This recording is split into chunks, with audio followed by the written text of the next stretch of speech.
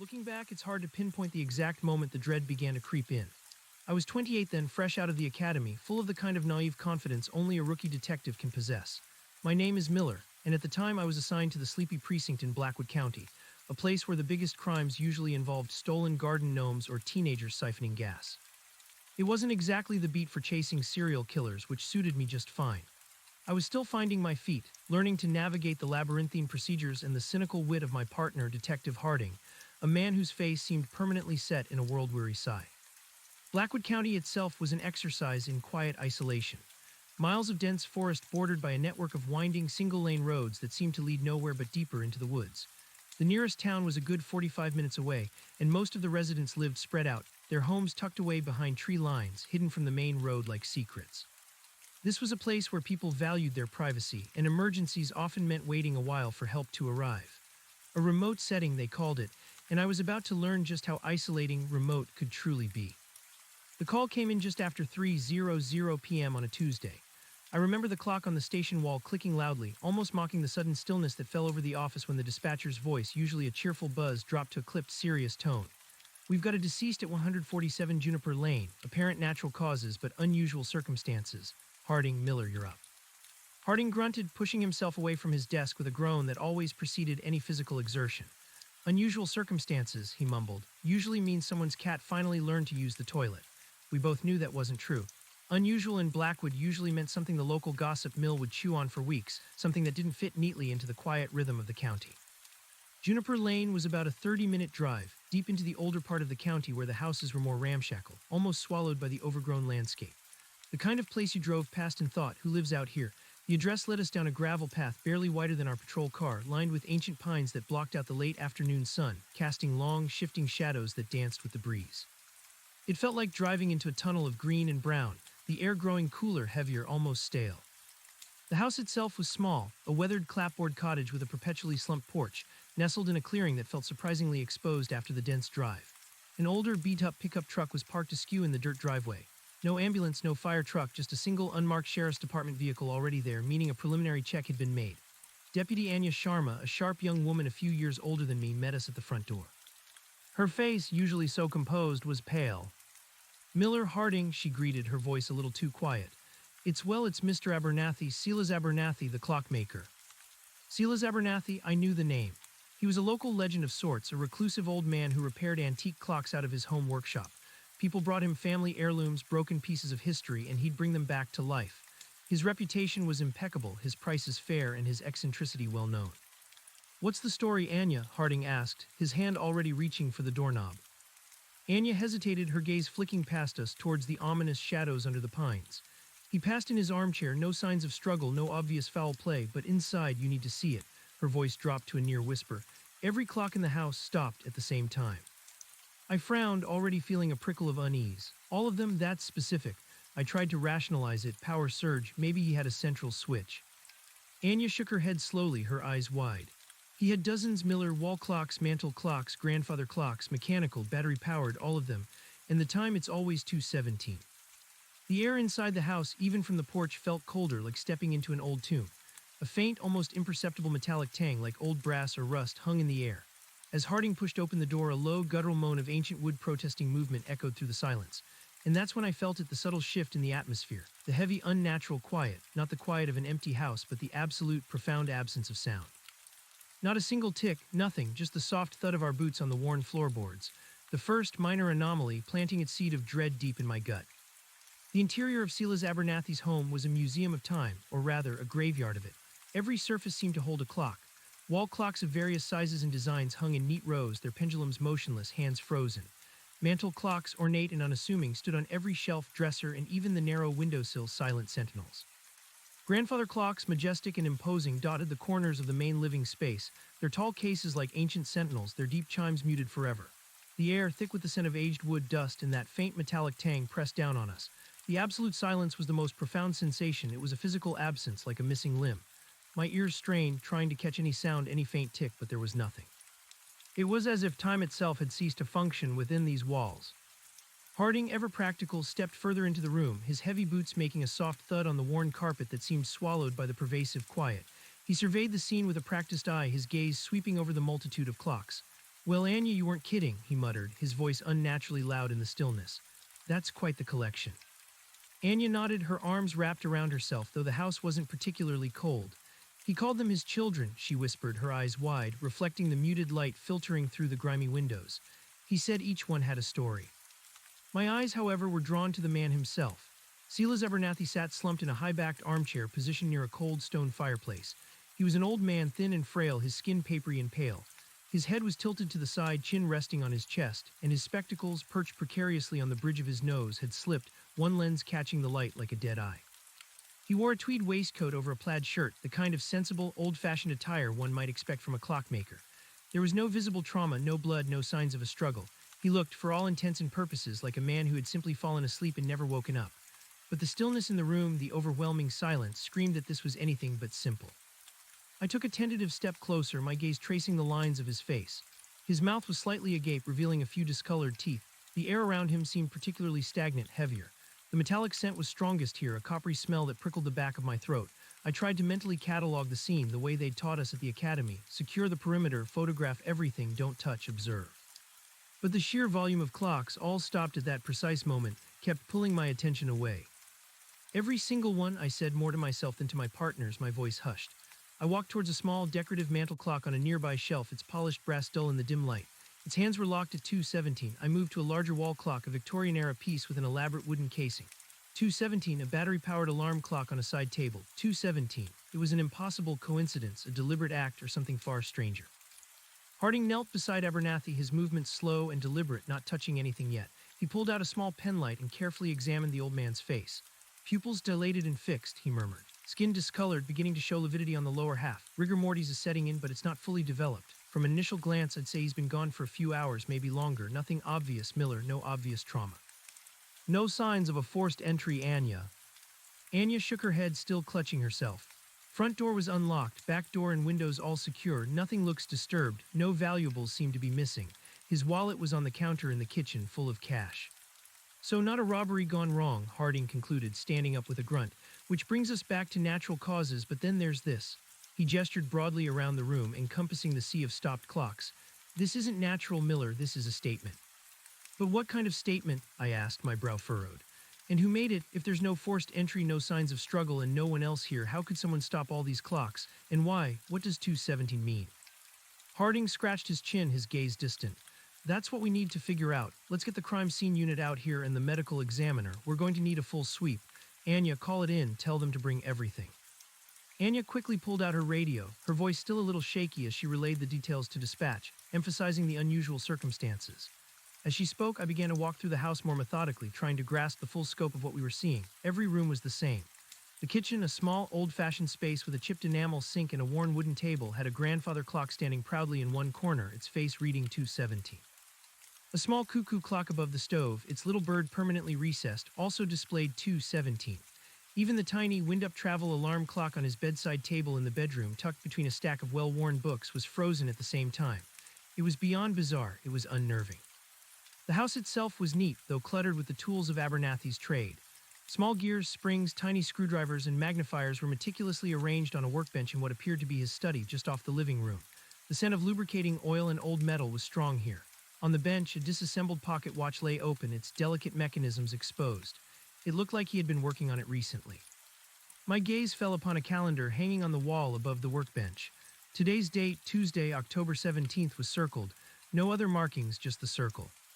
Harding, take a look at this, I called out, beckoning him over. He joined me, his eyes scanning the workbench, then the calendar. October 17th, he mused. The day he died, not exactly a clue, Miller.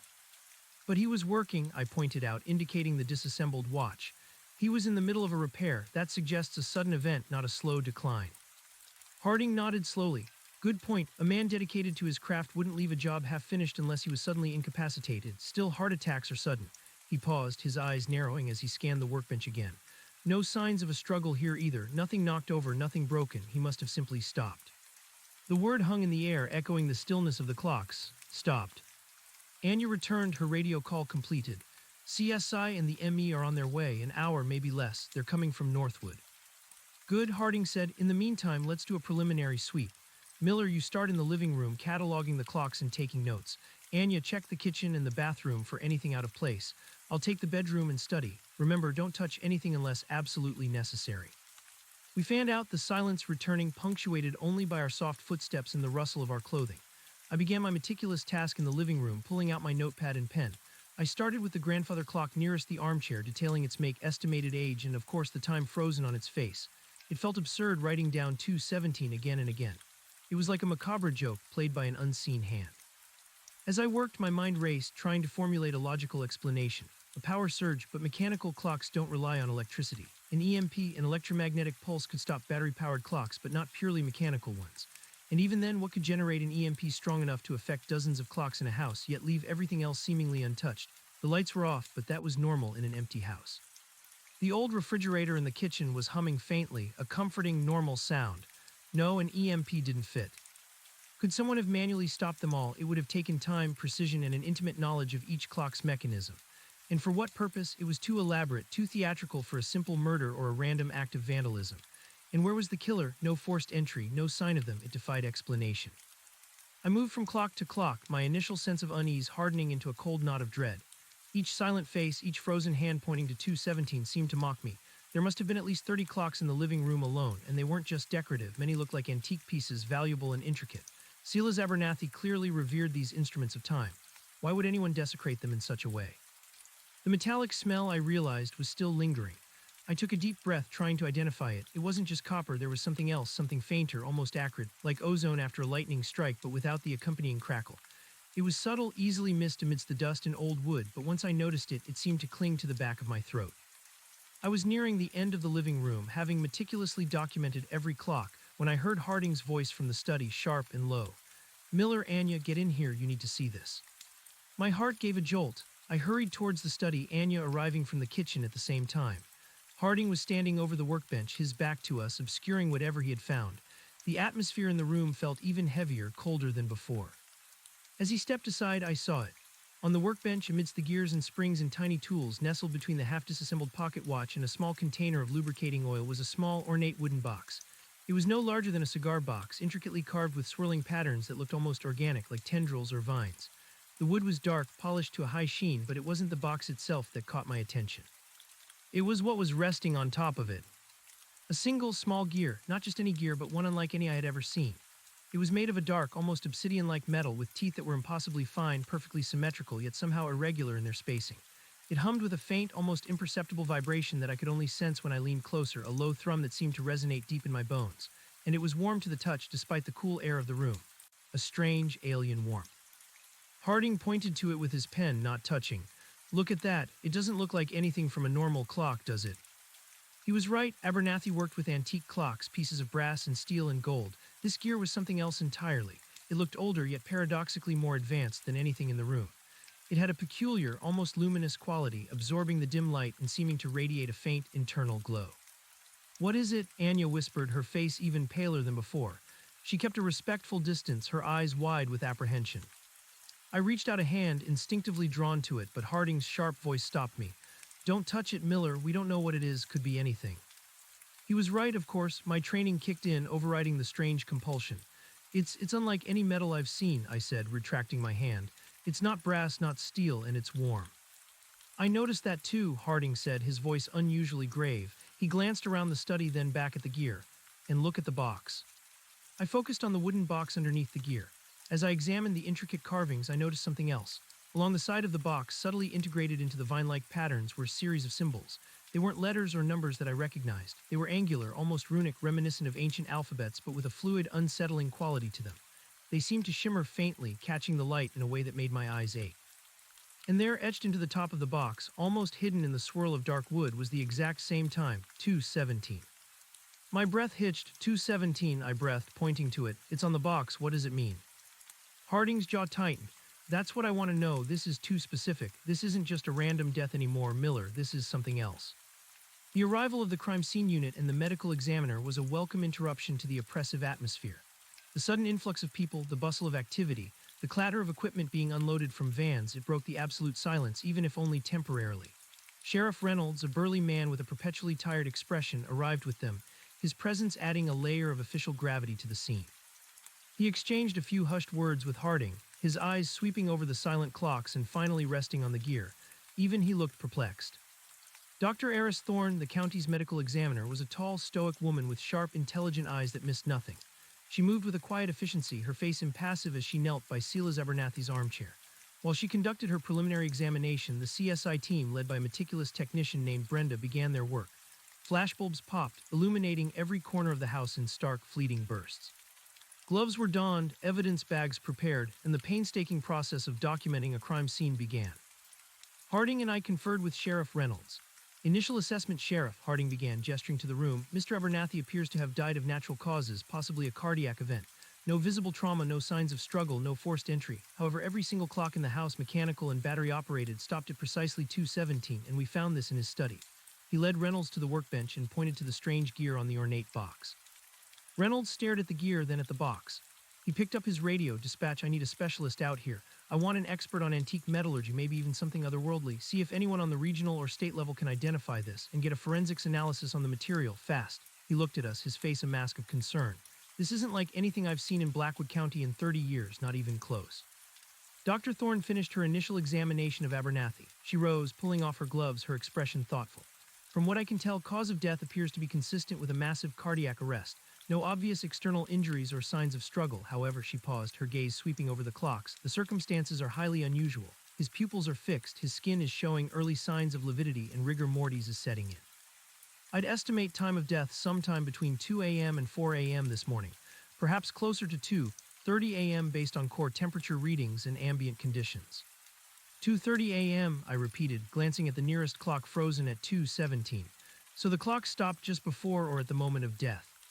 "Precisely," Dr. Thorne confirmed. "It's an interesting correlation. I won't know anything conclusive until I get him on the table back at the lab, but there's a peculiar scent on his clothing and in the immediate vicinity of the armchair.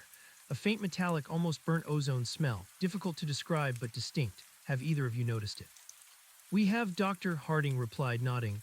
"We thought it was just the old house, but it's stronger near the body and especially strong near this object." He pointed to the gear. Dr. Thorne leaned in, sniffing the air around the gear carefully. Her eyebrows rose almost imperceptibly. "Yes, that's it exactly. Whatever this is, it seems to be connected." She turned to Brenda from CSI. "Brenda, I want detailed samples of the air in the vicinity of the deceased and around this device, and check for any residue on Mr. Abernathy's hands or clothing that might correspond to this object." Brenda nodded, already pulling out specialized collection kits. The methodical, almost mundane procedures of a crime scene were a stark contrast to the baffling mystery unfolding around us. As the CSI team went to work on the gear and the ornate box, carefully photographing it from every angle before attempting to collect it, I felt a strange compulsion to re-examine Silas Abernathy's body. While Dr. Thorne had stated no obvious trauma, something about the situation, the stopped time, gnawed at me. I walked over to the armchair again, keeping a respectful distance, and looked at the old man's face. His expression in the harsh light of the flash photography seemed less peaceful now. There was a subtle tension around his jaw, a faint widening of his eyes behind the slipped spectacles, as if he had seen something profoundly shocking in his final moments. Not pain exactly, but a deep, overwhelming surprise, perhaps even fear. It was fleeting, easily dismissed as post-mortem facial changes, but combined with everything else, it unsettled me. I noticed his hands gnarled with age and the precision work of his trade. One hand rested on the armrest, fingers slightly curled. The other, however, was clutched against his chest, almost as if he had been holding something. I leaned closer, trying to see what it was. Brenda was already there, gently prying his fingers open, her movements slow and reverent. As his fingers uncurled, a small, dark object was revealed, nestled in the palm of his hand. It was another gear, identical to the one on the workbench, but smaller, perhaps half the size. It too was made of the same dark, strange metal, and it also radiated that faint, alien warmth. It glowed with the same internal light, and clutched around it tightly was a thin, delicate chain, clearly broken. Brenda carefully lifted the gear and the broken chain into an evidence bag. "He was clutching this tightly, Doctor," she reported to Thorne, "almost as if he was trying to protect it or hide it." Dr. Thorne inspected the gear in the bag. Another one, and on a broken chain, perhaps a necklace, a pendant. Harding and I exchanged a look. Two gears, both strange, both warm, both connected to the peculiar metallic scent. And one was clutched in the dead man's hand as if it was the last thing he touched, the last thing he held dear. The gears, the clocks, the time 2:17. It was all spiraling into something far beyond a simple natural death. Blackwood County had never seen anything like it, and the dread in my gut intensified, turning into a cold, hard knot. This was only the beginning. The crime scene investigation stretched late into the evening. Floodlights were set up outside the cottage, casting long, stark shadows that danced with the occasional breeze. The air grew colder and a thin mist began to settle, obscuring the distant tree line, making the isolated cottage feel even more cut off from the world. Sheriff Reynolds remained on site, his brow furrowed in concentration, periodically speaking on his radio, trying to expedite the specialist analysis of the strange gears. Harding oversaw the meticulous work of the CSI team, making sure every detail was captured, every possibility considered. Anya and I were tasked with a preliminary search of the property outside the house, just in case anything had been discarded or disturbed. The dense forest surrounding the house felt different in the fading light. The towering pines, once a comforting boundary, now seemed ominous, their shadows stretching like grasping fingers. The air was heavy with the damp scent of pine needles and decaying leaves. We walked slowly, our flashlights cutting swaths through the gloom, their beams dancing over the uneven ground, the tangled undergrowth, and the gnarled roots of ancient trees. "Anything?" Anya asked, her voice hushed, almost swallowed by the quiet of the woods. "Nothing but squirrels and shadows," I replied, trying to sound more confident than I felt. Every rustle in the leaves, every snap of a twig made me jump. The isolation, coupled with the bizarre scene inside, was starting to get to me. The thought of something otherworldly, as Sheriff Reynolds had put it, was unsettlingly persistent. We circled the small clearing several times, our flashlights sweeping over the porch under the raised foundation of the house and through the overgrown bushes that crowded the edges of the clearing. Nothing. No footprints other than our own and those of the other responders. No discarded objects, no signs of struggle. The only thing of note was an old, dilapidated shed tucked away behind a thick clump of rhododendrons. "Check the shed, Miller," Anya suggested, her beam already playing over its padlocked door. "He probably kept tools in there." The shed was a rickety structure, its wood weathered and rotting, leaning precariously to one side. The padlock on the door was old and rusty but seemed intact. It was a simple, sturdy lock, not easily picked or forced without leaving clear marks. "Looks undisturbed," I said, shining my light on the padlock. "But we should still check inside. If he had any more of those gears or notes, they could be here." Anya radioed Harding for permission to force the lock. He grunted his approval, reminding us to be careful not to damage any potential evidence. A few minutes later, one of the CSI technicians arrived with a bolt cutter. With a sharp snip, the old padlock yielded and the door creaked open, revealing a cavernous, dust-filled interior. The shed was packed with an assortment of junk: old gardening tools, rusted spare parts for various machines, stacks of yellowed newspapers, and cobweb-draped furniture. The air inside was thick with the smell of damp earth and decay. Our flashlights cut through the gloom, revealing the usual detritus of an old man's storage shed. We carefully began to search, moving aside boxes and old tarpaulins. It was slow, dirty work. Most of what we found was unremarkable, just rusty tools and forgotten junk. But as I moved a stack of old magazines, I noticed a small wooden crate tucked away in a dusty corner, half hidden behind a broken wheelbarrow. It was heavier than it looked. I carefully pulled it out, clearing away the layer of dust and cobwebs. The wood was dark and aged, similar to the ornate box in the study, though less intricately carved. There were no visible markings on the outside. "Found something," I called out, my voice echoing slightly in the confined space. Anya immediately came over, her flashlight beam joining mine on the crate. We gently prized open the lid, revealing a layer of old, yellowed linen. Underneath, carefully wrapped and cushioned, were more gears. Dozens of them.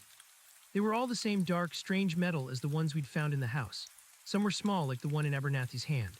Others were larger, varying in size, but all bore the same peculiar, almost impossible precision in their teeth, and each one radiated that faint internal glow, that subtle, alien warmth. The metallic, ozone-like scent was strongest here, emanating from the crate itself, almost overwhelming. Anya gasped, "My God, how many are there?" "Too many to count easily," I murmured, my hand hovering over the collection. "And they're all the same, all of this strange metal." Harding, alerted by Anya's gasp, entered the shed a moment later, his face grim. He took one look at the crate and whistled low. "Well, I'll be damned, so he had a whole stash of them, not just the two." He carefully lifted one of the larger gears, holding it with a gloved hand, turning it over. "This isn't just a curiosity, Miller, this is a collection, and these aren't parts from any clock I've ever seen." He was right, this wasn't just a handful of strange components. This was a dedicated collection of these unique objects, carefully stored away. It suggested a deep, personal connection to them and perhaps a secret. Abernathy was known for repairing clocks, not for collecting unusual, unidentifiable metal gears. What were these for, Anya wondered aloud, and why keep them hidden out here? Harding carefully placed the gear back in the crate. "That's the million-dollar question, Anya. These gears, whatever they are central to this whole thing. Whatever killed Abernathy, whatever stopped those clocks, it's connected to these." He turned to me, his eyes serious. "Miller, I want you to go through all of Abernathy's personal effects.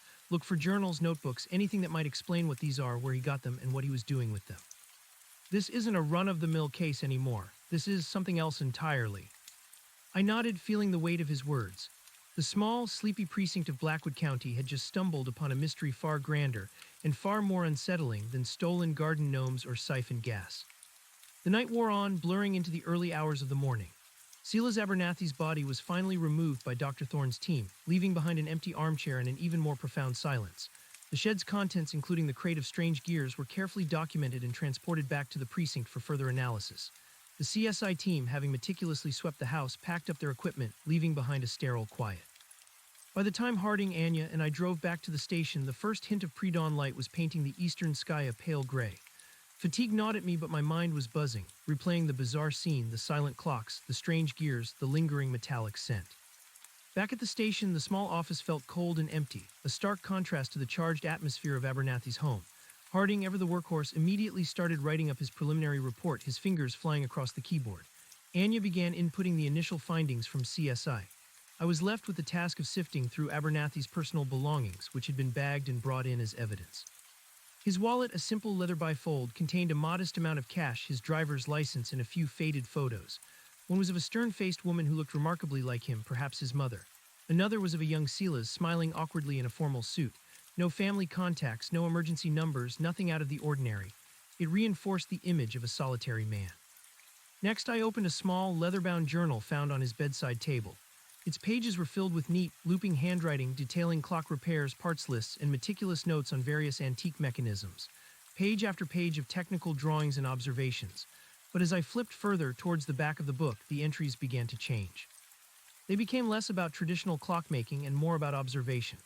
Abernathy had started documenting anomalies, faint tremors in the air, brief, almost imperceptible distortions in sound, the occasional flicker of light that couldn't be attributed to a power surge. He dismissed them at first, attributing them to old age or a vivid imagination, but as the entries progressed, the tone shifted. He became convinced these weren't just glitches. He described a persistent humming sound, low and resonant, that he could only hear when all the clocks in his house were perfectly synchronized. He wrote about a metallic scent, identical to the one we'd noticed, that would sometimes fill his workshop, especially when he was working on particularly intricate pieces. And then there was the mention of the gears. October 1st found another one, not like any gear I've ever seen. The material, it defies classification. It hums with a faint energy, radiant heat. I found it nestled amongst the workings of the old Harrington grandfather clock, a piece from the late 1800s. It wasn't part of the original mechanism. It was as if it had simply appeared. My breath hitched, appeared, the word sent a shiver down my spine. He went on to describe how he had started collecting them. He would find them in clocks brought to him for repair or sometimes just lying on his workbench when he swore he'd cleared it. He meticulously drew sketches of the gears, detailing their unique teeth patterns and the strange symbols etched onto their surfaces, identical to the ones on the ornate box. He began to experiment, trying to integrate them into working clocks, but they always caused the mechanisms to seize. October 10th, the humming is stronger now, and the metallic smell. It permeates the house. I feel a resonance. The gears are connected. I know it. They vibrate in sympathy. I believe they are reacting to something, a frequency, a pattern, something beyond our comprehension. October 15th, I have assembled a device, a mechanism of my own design using the strange gears. I believe it is meant to regulate, to stabilize something, a disruption. I can feel it, a tremor in the fabric of time itself.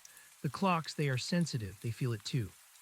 October 16th, last night the device was active. I placed the small one, the pendant, on my chest. It hummed. The clocks, they all stopped for a fleeting moment at 2:17 a.m. Then they restarted as if nothing had happened. But I know what I saw, what I felt. It's a focal point, a temporal anomaly. The gears are drawing something, or perhaps holding something back. October 17th, the disruption grows. The vibrations are violent now. I can hear the hum everywhere. It's coming. The gears, they must be used to contain it. The other one, the larger one, must be placed at the nexus. It must be done at 2:17. I must try, for Blackwood, for time itself. The journal entry ended there, October 17th, the day he died. I reread the last entry, my hands trembling slightly. Temporal anomaly, disruption, the fabric of time itself. It sounded like the ramblings of a madman or something straight out of a science fiction novel, but we had seen the evidence, the stopped clocks, the gears. Abernathy's death at roughly the same time the clocks stopped. Harding looked up from his report, rubbing his eyes. Find anything useful, Miller, or just the usual grocery lists and complaints about teenagers? I pushed the journal across the desk to him, my voice tight. Harding, you need to read this, all of it, especially the last few pages. He picked up the journal, his expression shifting from weary cynicism to grudging curiosity as he scanned the entries.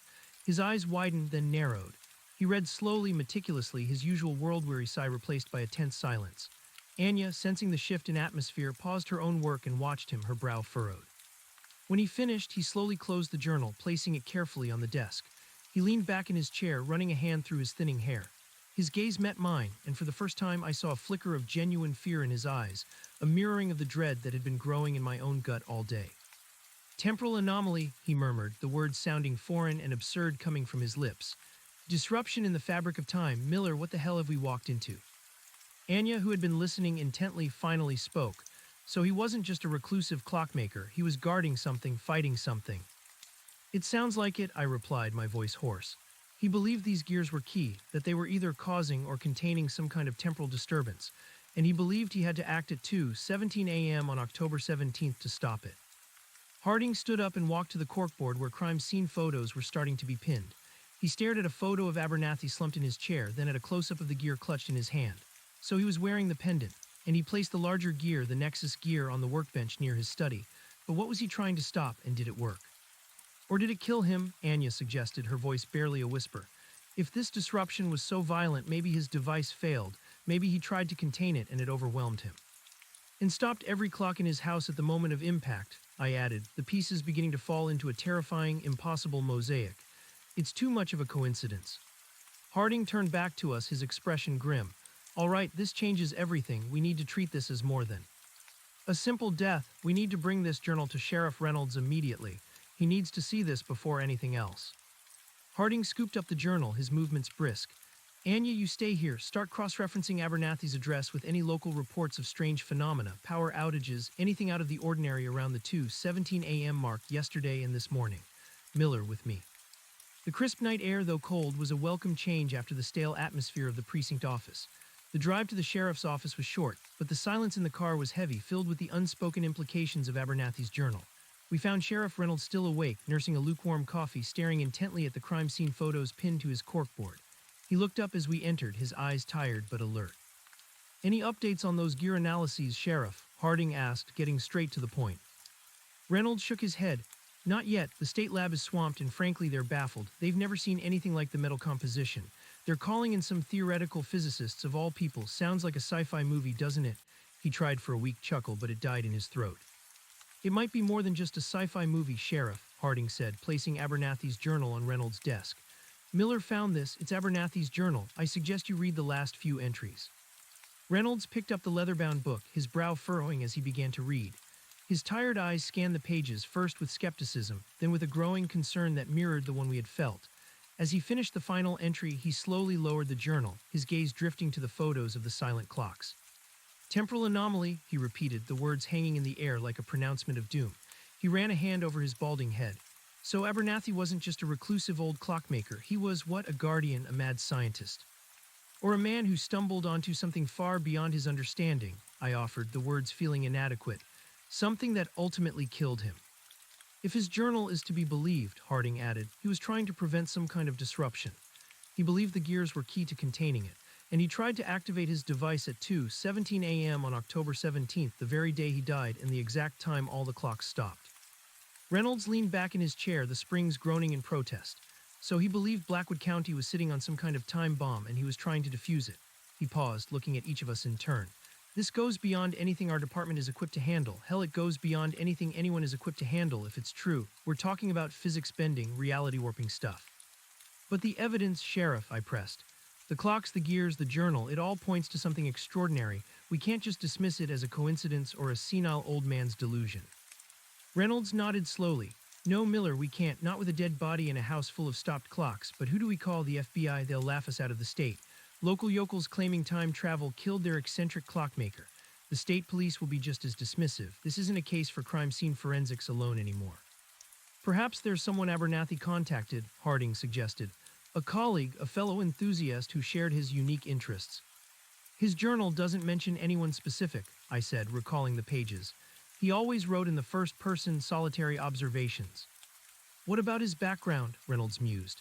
Did he have a family, any education beyond clock repair, something that might explain where he got these ideas or where the gears came from? We'll start digging into his past first thing this morning, Sheriff, Harding assured him. High school records, college, any employment history, anything that might give us a lead. Reynolds sighed, rubbing his temples. All right, for now we keep this contained, no leaks to the press about temporal anomalies. We stick to the official line, elderly man dies of apparent natural causes, investigation ongoing into unusual circumstances surrounding the death. Don't mention the gears, don't mention the journal. I'll make a call to a contact I have at the State Bureau of Investigation. He owes me a favor. Maybe he can discreetly put us in touch with someone who deals with stranger things. He looked at us, his gaze serious. Until then, you two are on this full time. Keep digging. Find out everything you can about Silas Abernathy and these gears. As we left Reynolds' office, the first streaks of dawn were beginning to lighten the sky. The world was waking up, oblivious to the strange events that had unfolded in Blackwood County. The weight of responsibility and the profound weirdness of it all settled heavily on my shoulders. This was a whole new kind of detective work, far removed from stolen garden gnomes. The next few days were a blur of intense, frustrating work. Anya joined us, fully immersed in the investigation. Her initial skepticism had been replaced by a quiet determination, clearly shaken by the contents of Abernathy's journal. She meticulously scoured local police records, library archives, and online databases for any mention of strange events in Blackwood County's history that might align with Abernathy's claims. Harding and I focused on Abernathy's personal history. We found he had grown up in a small town upstate, a prodigy in mechanical engineering before dropping out of a prestigious university after only a year. The records were vague on why he dropped out, citing only personal reasons. He had then spent several years traveling, working odd jobs before settling in Blackwood County nearly 40 years ago, opening his clock repair business. His reputation as a skilled but reclusive craftsman was consistent across everyone we spoke to. No known family, no close friends, no significant romantic relationships. A man who seemed to exist purely within the confines of his craft. We visited the university he briefly attended, a long drive but necessary. We spoke with retired professors and searched archived student records. Nothing, no specific incident or research project stood out that might have led him down the path of temporal anomalies. It was a dead end. Meanwhile, the state lab's analysis of the gears yielded nothing concrete. They confirmed the metal was indeed unlike anything cataloged in existing scientific databases. It had an atomic structure they couldn't quite place with unusual isotopic ratios. It was incredibly dense yet felt almost light in the hand, and the faint, constant warmth, the almost imperceptible hum baffled them. They couldn't explain its origin or composition. The symbols etched on the ornate box and the gears themselves were equally mysterious. No known script, no discernible pattern that correlated to any ancient or modern language. So we have a dead man, a house full of stopped clocks, unidentifiable alien technology, and a journal describing temporal anomalies, Harding summarized one afternoon, slamming his hand on the desk in frustration. And not a single person knows what to do with it. This is a mess, Miller, a cosmic, universe-bending mess. Reynolds had indeed made his call. A week after Abernathy's death, a man named Dr. Elias Thorne arrived. Not Dr. Eris Thorne, the medical examiner, but a different Thorne, one who introduced himself as a consultant for the State Bureau of Investigation, specializing in unconventional phenomena. He was a tall, lean man in his late 50s, with a neatly trimmed beard, an air of quiet authority, and eyes that seemed to hold a vast, unsettling knowledge. He dressed in an impeccably tailored suit, a stark contrast to our rumpled uniforms. He carried no briefcase, only a slim leather portfolio. He spoke with a soft, measured voice, but every word carried weight. Sheriff Reynolds contacted me. He mentioned unusual circumstances, gears, stopped clocks, a journal. He was rather vague on the details, which I appreciate. My line of work often requires a delicate touch. We spent hours briefing him in Reynolds' office, presenting all the evidence. Crime scene photos, Abernathy's journal, the preliminary lab reports on the gears, and our own investigative notes. Dr. Thorne listened patiently, his face impassive, occasionally interjecting with a precise, insightful question. He examined the crate of gears, picking one up with a gloved hand, turning it over slowly, his eyes studying the strange symbols etched into its surface. Fascinating, he murmured, more to himself than to us. Truly fascinating. The isotopic ratios the lab mentioned, they are consistent with a theoretical composition I've encountered in certain texts. He looked up, his gaze meeting mine.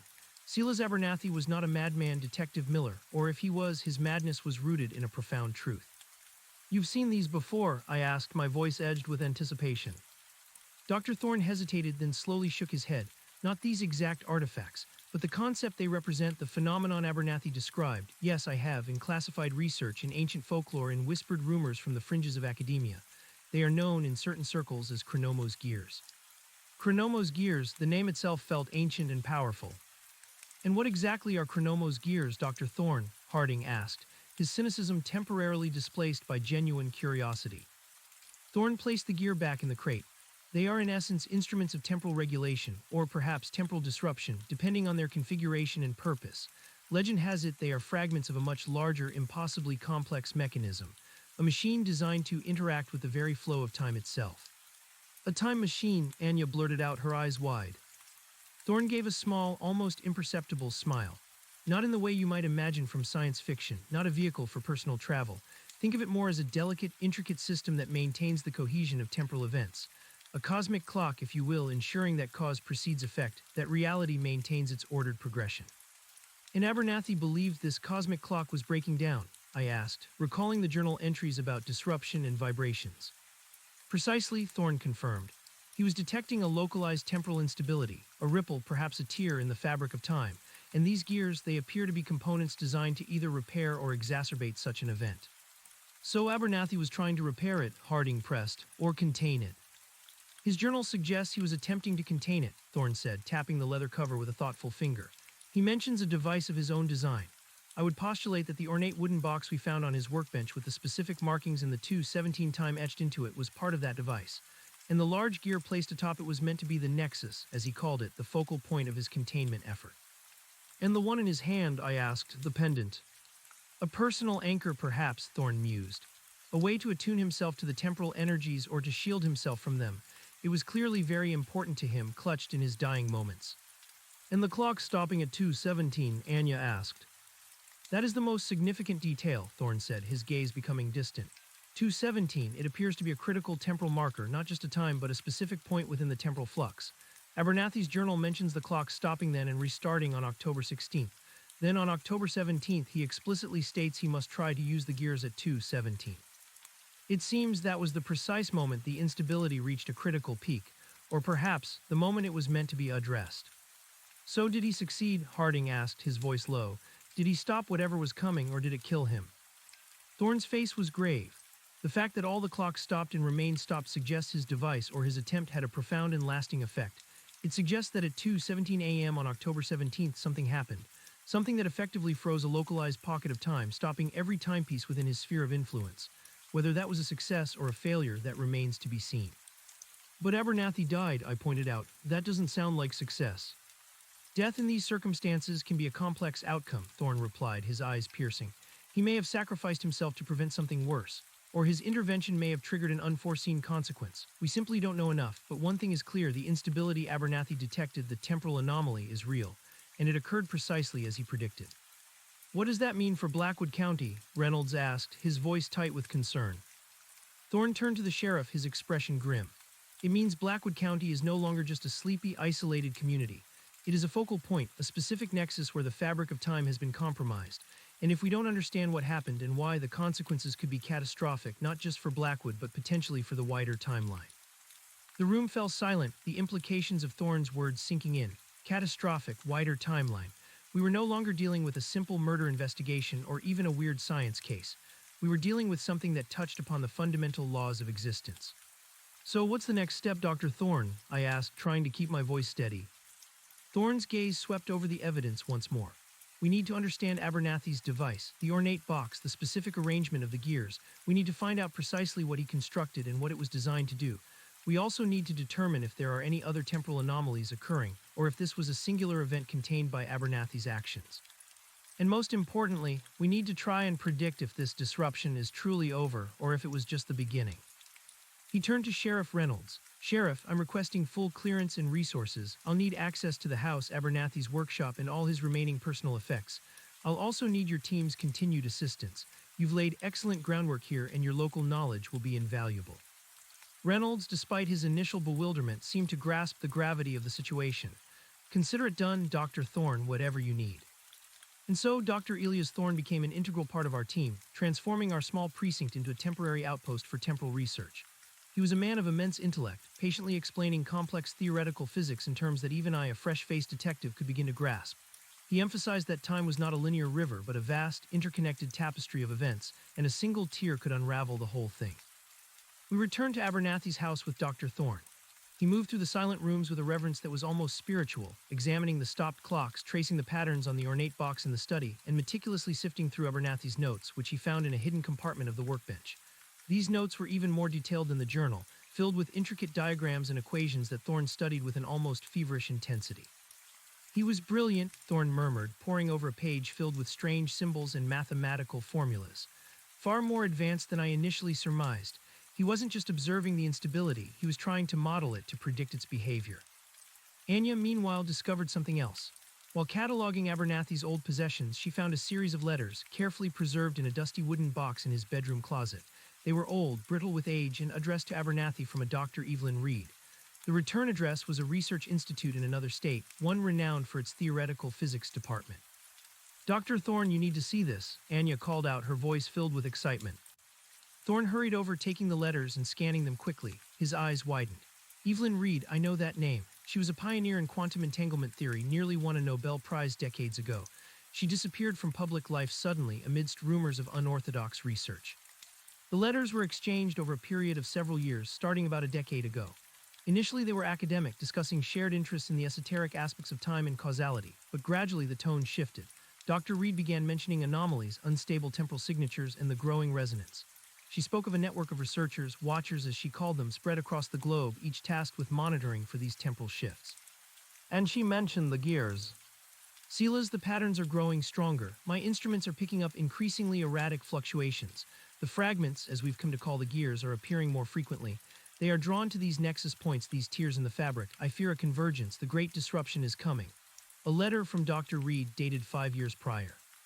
"Your analysis of the Chronomos principle is astounding. You've unlocked more in your isolated workshop than most universities have with millions in funding.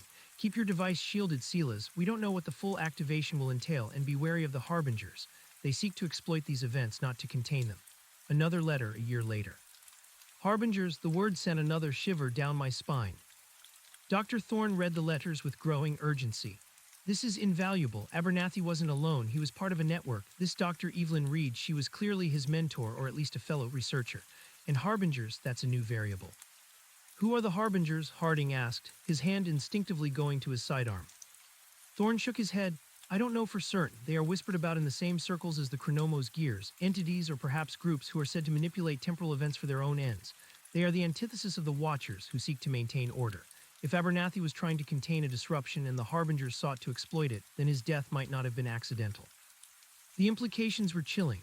A secret war fought across time in the quiet corners of the world, with Silas Abernathy caught in the middle. His death might have been murder after all, but a murder so elaborate, so rooted in the esoteric, that it defied traditional understanding. "We need to find Dr. Evelyn Reed," I said, looking at Thorne. "She's the key. She can tell us more about the gears, the disruption, and these harbingers." Thorne nodded, a grim determination setting on his face. "Indeed, her institute is several states away, but I have contacts there. It might take some delicate maneuvering, but I believe I can arrange a meeting. This is no longer just a local incident, Sheriff Reynolds. This is a matter of national, perhaps even global concern." Sheriff Reynolds, though clearly out of his depth, understood the gravity. "Whatever you need, Dr. Thorne, just keep Blackwood County safe." The next morning, we prepared for the long drive. Dr. Thorne, Harding, and I were heading to the Research Institute to meet Dr. Reed. Anya was left behind, tasked with continuing to monitor local anomalies and to stand by for any communications. The crate of Chronomos gears, the ornate box, and Abernathy's detailed notes were carefully packed and placed in the trunk of Dr. Thorne's unmarked, reinforced sedan. The journey was long, a silent procession through miles of unfamiliar highways. My mind reeled with the information we had uncovered. Time travel, temporal disruptions, secret societies, harbingers. It felt like a dream, a waking nightmare that had somehow become my reality. Detective Miller, fresh out of the academy, was now on a mission to save the timeline. It was absurd, terrifying, and utterly captivating. We arrived at the institute late in the afternoon. It was a sprawling complex of modern buildings nestled amidst manicured lawns, a stark contrast to the rustic isolation of Blackwood County. The air here hummed with the silent energy of scientific endeavor. Thorne led us through a labyrinth of corridors, past labs filled with whirring equipment and focused researchers. The further we went, the more secluded the hallways became, until we reached a section that seemed almost forgotten, quiet and dimly lit. He stopped outside a heavy, reinforced door. "Dr. Reed has been reclusive for some time," Thorne explained, his voice low. "She withdrew from mainstream research years ago after her theories became too radical for the scientific establishment. Her work on temporal mechanics was considered anathema." He knocked, a specific sequence of 3 light taps, then 2 heavier ones. After a moment, a faint click echoed from within, and the door slowly opened a crack. An older woman with sharp, intelligent eyes and a shock of white hair peered out. She was thin, her face etched with lines of deep thought and perhaps worry. She wore a simple lab coat over civilian clothes. "Elias," she greeted, her voice raspy but clear. "I've been expecting you. The patterns, they've intensified. Something has changed." Her gaze flickered to Harding and me, a flicker of surprise in her eyes. "And you've brought company." "Dr. Reed, these are Detectives Harding and Miller from Blackwood County," Thorne introduced, his tone deferential. They were involved in the Abernathy incident. Dr. Reed's eyes widened slightly at the mention of Abernathy. She stepped back, opening the door wider. Silas, come in please, all of you, we have much to discuss. Her laboratory was a chaotic but organized mess. Whiteboards covered in complex equations and diagrams, computer screens displaying intricate data visualizations, and strange, delicate instruments humming softly in various corners. The air was filled with the faint, familiar metallic ozone-like scent. She offered us tea, which we gratefully accepted, and then sat down at a cluttered desk, her gaze fixed on Thorn. Tell me about Silas, she urged, her voice laced with an undeniable concern. I felt the surge, a massive temporal discharge emanating from Blackwood County. It was unlike anything I've ever measured. Thorn carefully recounted the events of Abernathy's death, presenting the journal, the crime scene photos, and the lab reports on the gears. He described our findings in detail, emphasizing Abernathy's final entries and the timing of the clocks. Dr. Reed listened with rapt attention, her expression growing increasingly solemn. When Thorn finished, she picked up Abernathy's journal, her fingers tracing the neat handwriting. Poor Silas. He always pushed the boundaries. He was convinced he could contain it, the great disruption. I tried to warn him of the risks, the unpredictable nature of these energies. The great disruption, I asked. It's what we, the Watchers, call the impending temporal unraveling, Dr. Reed explained, her gaze intense. For decades, a select few of us have been monitoring subtle shifts in the timeline, small ripples, minor inconsistencies, what Silas initially dismissed as anomalies. But over the past few years, these ripples have grown into waves. The Chronomos gears are fragments of a primordial construct, a mechanism of immense power scattered throughout history. They are both a symptom and a potential solution to this unraveling. And you believe Abernathy was trying to use them to stop it? Harding asked. He was, Reed confirmed, her voice heavy with grief. He theorized that by creating a localized nexus of Chronomos gears, precisely attuned to the impending temporal frequency, he could stabilize the disruption. He believed the 2:17 a.m. mark was the critical flashpoint, the moment the instability would reach its apex. So did he succeed? I asked again, the question still burning in my mind. Dr. Reed paused, looking at a complex diagram on a nearby whiteboard. That is the crux of it, Detective Miller. The surge I measured was immense, a colossal discharge. It indicates a massive temporal event took place, but whether it was a containment or an uncontrolled burst, it's hard to say without more data. She looked at Thorn. Did you bring the gears, Silas's device? Thorn nodded, retrieving the crate and the ornate box from the car. Dr. Reed's eyes lit up as she saw them. She carefully lifted the ornate box, her fingers tracing the symbols, then examined the large gear that had been on top of it. This is exquisite. Silas truly was a master. This isn't just a simple device, it's a temporal resonator, designed to harmonize with the Chronomos energies. She then picked up the smaller gear, the one Abernathy had clutched in his hand. And this was his personal anchor, a crucial component. What about the Harbingers? Harding asked, remembering the letters. Abernathy's letters mentioned them. You warned him to be wary. Dr. Reed's expression darkened. The Harbingers are our greatest adversary. They are not a group in the conventional sense. They are individuals or perhaps entities from across disparate timelines who seek to exploit temporal instabilities for their own gain. They see the Great Disruption not as a catastrophe to be averted, but as an opportunity. They wish to reshape time to their will, to rewrite history, to bend reality to their desires. And they might have been involved in Abernathy's death, Thorn asked, his voice low. It's a strong possibility, Dr. Reed replied, her eyes narrowed. Silas's work was unique. His ability to synthesize the gears and build functional devices was unparalleled. If the Harbingers knew he was trying to contain the disruption, they might have tried to stop him, or worse, to appropriate his research. But there was no forced entry, no signs of struggle, I pointed out. Dr. Thorn, the ME, concluded natural causes. The Harbingers operate subtly, Detective, Reed countered. They rarely leave conventional traces. They could manipulate a person's physiology, induce a fatal cardiac event without a single physical touch. They are masters of the unseen, the unheard, the unprovable. They could have been there in that room at 2:17 a.m. observing, perhaps even influencing. Or they could have had an agent do their bidding, someone Silas knew and trusted, someone who could have been persuaded to neutralize him. The thought was chilling. Abernathy, alone in his workshop, unknowingly surrounded by forces beyond human comprehension, ultimately betrayed or subtly eliminated. So Blackwood County wasn't just a random nexus point, I asked. Abernathy lived there for a reason. Indeed, Dr. Reed confirmed. Blackwood County sits on a unique confluence of geochronal energy lines. It's a natural temporal conduit, a place where the veil between chronological planes is unusually thin. That's why Silas chose it and why the gears gravitated there. It was always destined to be a flashpoint for the Great Disruption. So what do we do now? Harding asked, the weight of the situation pressing down on all of us. If the disruption isn't contained, if the Harbingers are involved, what's our next move? Dr. Reed stood up, her gaze firm.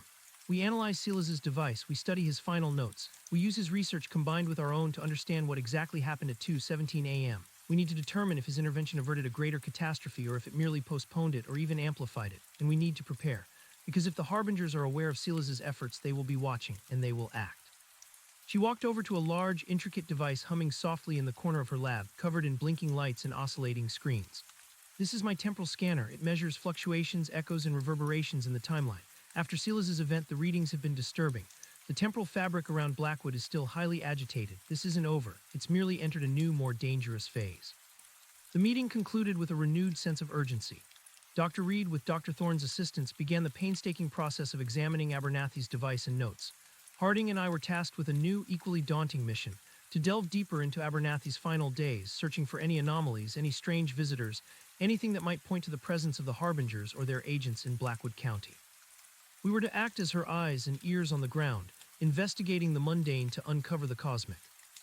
Back in Blackwood County, the sleepy precinct felt like a hub of international intrigue. Anya had done her work, finding several reports of localized, minor power fluctuations in the hours leading up to 2:17 a.m. on October 17th. Nothing significant enough to warrant further investigation at the time, but now with the context of Abernathy's journal, they suddenly seemed ominous. She also found an unusual number of internet service disruptions in a small, localized area around Abernathy's property. It's like the energy discharge he described caused ripples in the modern grid, Anya theorized, pointing to a map she'd created dotted with pins. Not strong enough to shut anything down completely, but enough to cause minor glitches. We also started canvassing the neighbors, a task that was typically mundane but now carried a chilling undercurrent. Blackwood County residents were notoriously private, and getting them to talk was like pulling teeth. Most knew Silas Abernathy only by reputation. The quiet clockmaker, a bit eccentric, kept to himself. No one saw anything unusual, no strange cars, no unfamiliar faces, just the usual quiet hum of rural life.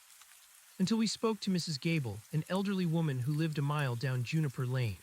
She was a prolific gardener, always outside, and possessed an uncanny knack for observing everything that happened on her stretch of road.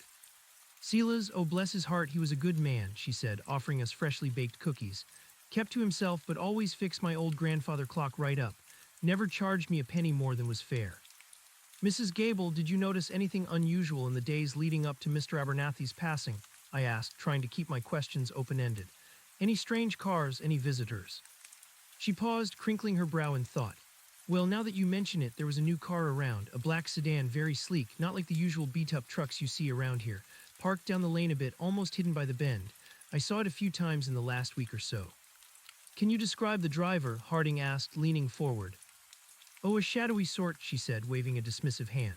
Hard to get a good look, always wore a hat pulled low and sunglasses even on cloudy days, always seemed to be watching Silas's house, gave me the creeps if I'm honest. Didn't look like he belonged here, not with that fancy car. Did you ever see him go to Abernathy's house? I asked. Can't say I did, she replied, shaking her head. Just parked there, sometimes for hours, then he'd be gone, never saw him again after Silas passed. A black sedan, a shadowy figure, watching Abernathy's house. This was the first concrete lead we had linking an outside presence to Abernathy's final days. Did you get a license plate number, Mrs. Gable? Harding asked, pulling out his notepad. She frowned. Oh dear, I'm afraid not, detective. I just thought it was some city folk lost. Never thought anything of it until now. It was a slim lead, but it was something. We thanked Mrs. Gable and left, feeling a renewed sense of purpose.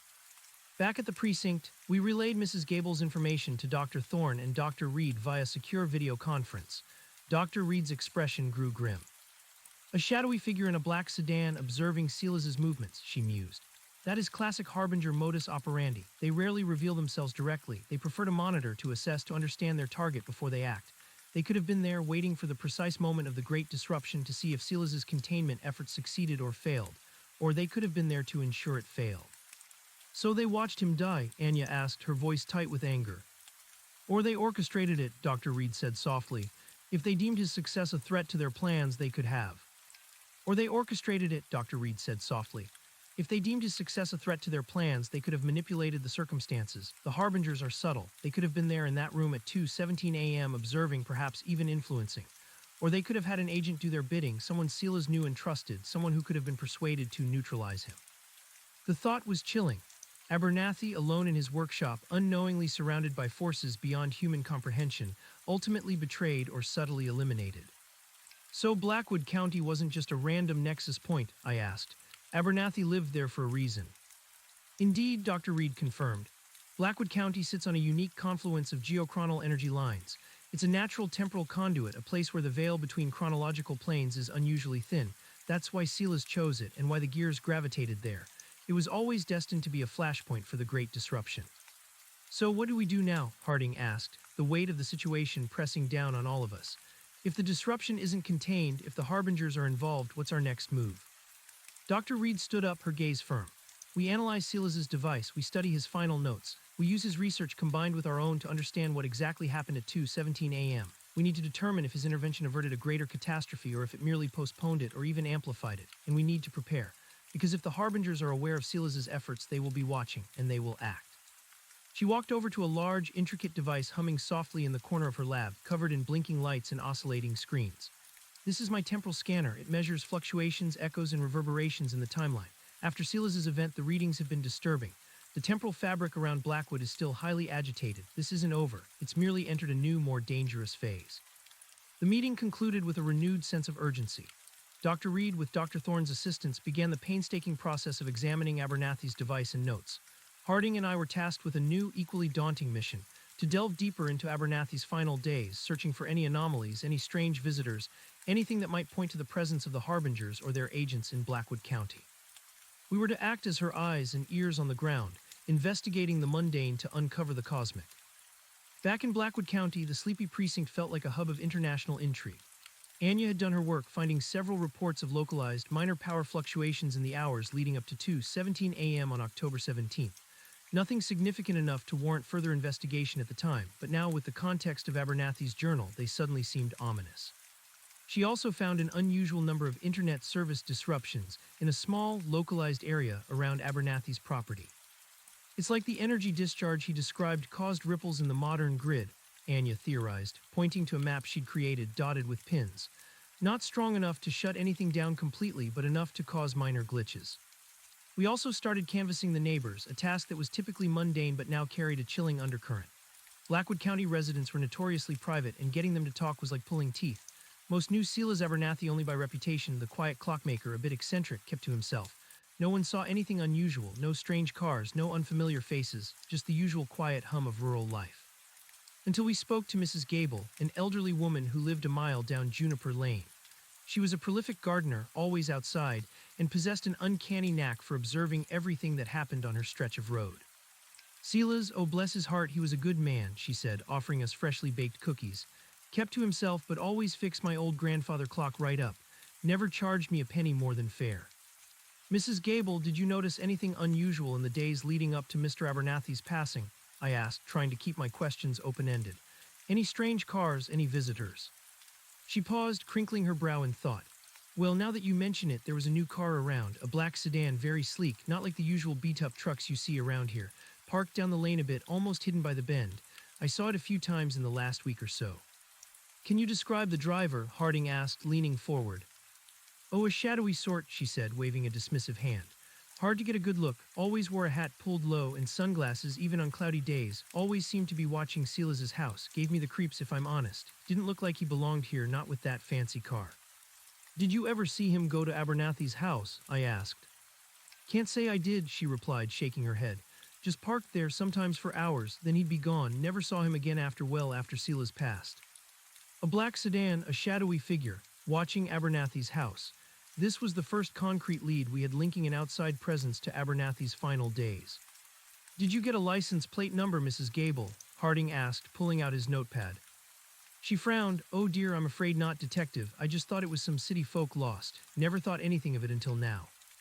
It was a slim lead, but it was something. We thanked Mrs. Gable and left, feeling a renewed sense of purpose. Back at the precinct, we relayed Mrs. Gable's information to Dr. Thorne and Dr. Reed via secure video conference. Dr. Reed's expression grew grim. A shadowy figure in a black sedan observing Silas's movements, she mused. That is classic Harbinger modus operandi. They rarely reveal themselves directly. They prefer to monitor, to assess, to understand their target before they act. They could have been there waiting for the precise moment of the Great Disruption to see if Silas's containment efforts succeeded or failed. Or they could have been there to ensure it failed. So they watched him die, Anya asked, her voice tight with anger. Or they orchestrated it, Dr. Reed said softly. If they deemed his success a threat to their plans, they could have engineered his demise to look like natural causes. The Harbingers operate on a level far beyond our conventional understanding of crime. They are masters of influence, subtle manipulation, and temporal alteration. Proving their involvement would be incredibly difficult. Dr. Thorne, who had been listening intently, spoke up. We need to find this black sedan, or at least identify its owner. It's our only tangible link to an external party. Anya, can you check local traffic camera footage? Any businesses with cameras on the main roads leading to Juniper Lane? Even blurry images could give us a make, model, or even a partial plate. Anya nodded, already pulling up maps on her computer. It'll be a long shot in such a rural area, but I can try. I'll focus on the week before Abernathy's death. Harding and I decided to recanvass Juniper Lane, widening our search to include every resident, no matter how remote. We had to be more thorough, more insistent. We explained to Sheriff Reynolds that we needed to treat this as a potential murder, albeit one cloaked in temporal mystery, and he gave us full autonomy. The next few days were a blur of cold calls, dusty roads, and mounting frustration. Most residents either hadn't noticed anything or were too wary to admit it.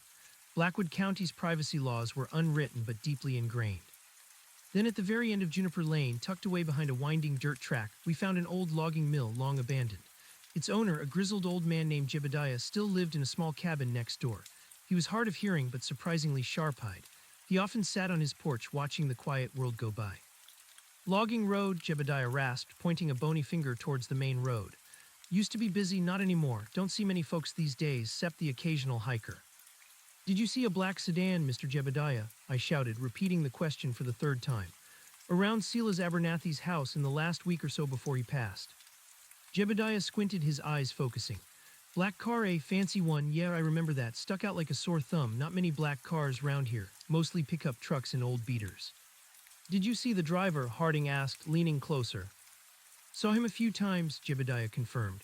Tall fella dressed in city clothes, always wore a wide-brimmed hat kinda pulled low and big dark glasses, real private he was. Never got out of the car when I saw him, just sat there watching, and once, he trailed off, his eyes distant. Once what, Mr. Jebediah? I urged, a knot forming in my stomach. Once I saw him at dusk, Jebediah continued, his voice a low rumble. His car was parked, just like Mrs. Gable said, and he was standing by the tree line near Silas's property, stood there for a long time. Then he raised his arm and there was a flicker like lightning but without the thunder, just a flash. Then he got back in his car and drove off. A flicker like lightning. My mind immediately went to the temporal discharge Dr. Reed had described. Could this figure have been doing something more than just observing? What kind of flicker, Mr. Jebediah? Harding pressed. Can you describe it? Hard to say, Jebediah mumbled, rubbing his chin. Not like a camera flash, more internal, like the air itself shimmered, and there was a faint smell, like old metal burning, ozone they call it. The ozone smell, the same scent Dr. Thorne and I had detected around Abernathy's body and the gears. My blood ran cold. This wasn't just observation, this was direct involvement. We immediately contacted Dr. Reed and Dr. Thorne, relaying Jebediah's testimony. The video conference screen flickered to life, showing Dr. Reed's tense face. A flicker, she repeated, her voice hushed. And the ozone scent, it's exactly as I feared, a harbinger or one of their agents. They were not just watching detectives, they were interacting. That flicker could have been a localized temporal pulse designed to destabilize Silas's efforts or perhaps even to trigger his cardiac event. So it was murder, Harding stated, his voice devoid of his usual cynicism. From a temporal perspective, yes, Dr. Reed affirmed. They influenced the sequence of events, they nudged the timeline, they engineered the outcome, and the timing just before Silas's final attempt at 2:17 a.m. is too precise to be coincidence. But how do we find him? I asked, frustrated. No license plate, just a vague description. This isn't a typical murder investigation. We might not need a license plate, Dr. Thorne interjected, his gaze thoughtful.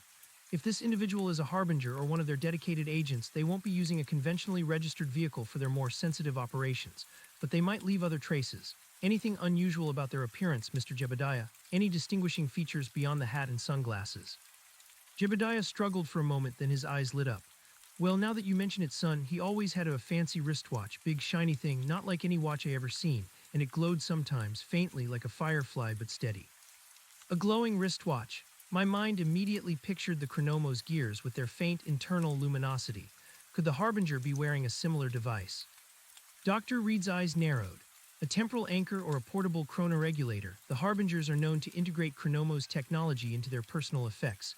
It allows them to navigate and influence localized temporal fluctuations with greater precision. This is a critical detail. It confirms we're dealing with a high-level operative. Anya, who had been silently working on her computer, suddenly let out a small gasp. Dr. Thorne, Dr. Reed, I think I found something. It's a long shot, but I've been cross-referencing vehicles registered to shell corporations and known Harbinger-linked fronts from a database Dr. Thorne gave me. I filtered for black sedans, luxury models, and then looked for any recent activity in the general Blackwood County area from about 2 weeks prior to Abernathy's death, up until a day or two after. She pointed to her screen, where an image of a sleek black luxury sedan almost identical to Mrs. Gable's description was displayed. This vehicle, a customized Tesla Model S registered to a shell company in Delaware, showed GPS pings in a town about an hour's drive from Blackwood starting October 1st. It stayed there relatively stationary until October 16th, the day before Abernathy's death. Then on the evening of October 16th, it made multiple short trips, each one converging on the Juniper Lane area before returning to the nearby town. On October 17th, after the 2:17 a.m. mark, it returned to the town once, then left Blackwood County entirely, heading west. And the owner, Harding asked, his voice tight. Anya clicked another button. The registered owner is a Mr. Silas Vance. No known public profile, no social media, no clear records of employment. It's a phantom identity, almost certainly a cover, but the name Vance. Dr. Reed's face went white. Vance, Elias, do you recognize that name? Dr. Thorne nodded slowly, his expression grim. Indeed, Evelyn, Vance is a prominent name among the Harbinger factions, one of their most notorious and skilled operatives. He's a temporal chameleon capable of altering his appearance and identity with uncanny ease, a ghost in the timeline. So Silas Vance isn't his real name, I surmised. Almost certainly not, Dr. Thorne confirmed, but it's the identity he's using now. If he was in Blackwood County and he was involved, then we have a direct threat. He would have known Silas Abernathy's capabilities. He would have wanted to ensure the disruption occurred in a way that benefited the Harbingers. What does that mean? I asked. What kind of benefit? Dr. Reed sighed, running a hand through her white hair. The Harbingers seek to resculpt time, to forge a new reality aligned with their vision. They often exploit temporal instabilities like the Great Disruption to introduce subtle changes that cascade through the timeline, altering history, shaping the future. Silas Abernathy's containment effort would have been an obstacle to that. If he succeeded, he would have stabilized the localized temporal flux, making it harder for them to enact their desired changes. So by stopping Abernathy, Vance cleared the way for a major temporal alteration, Harding asked, his mind grappling with the enormity of it. Potentially, Dr. Reed said, or he gained access to Silas's research, his device. The remaining Chronomos gears, any of these would be invaluable to the Harbingers. The crate of gears we found in the shed was intact, wasn't it? I asked, remembering the hidden stash. Yes, completely undisturbed, Harding confirmed. But the ornate box, the temporal resonator Abernathy built, was on his workbench. Vance would have seen that. He might have even interacted with it. Which means, Dr. Thorne said, his voice low, he may have learned more about Silas's specific design, perhaps even copied it. Or if Silas's device was truly active at 2:17 a.m., Vance could have intercepted the energy, diverted it, or even used it to power his own temporal manipulation. The implications were terrifying. Abernathy's sacrifice might have been in vain, or worse, inadvertently aided the very forces he sought to oppose. We need to find Vance, I declared, my resolve hardening. If he's still operating, if he's still out there, he's a danger.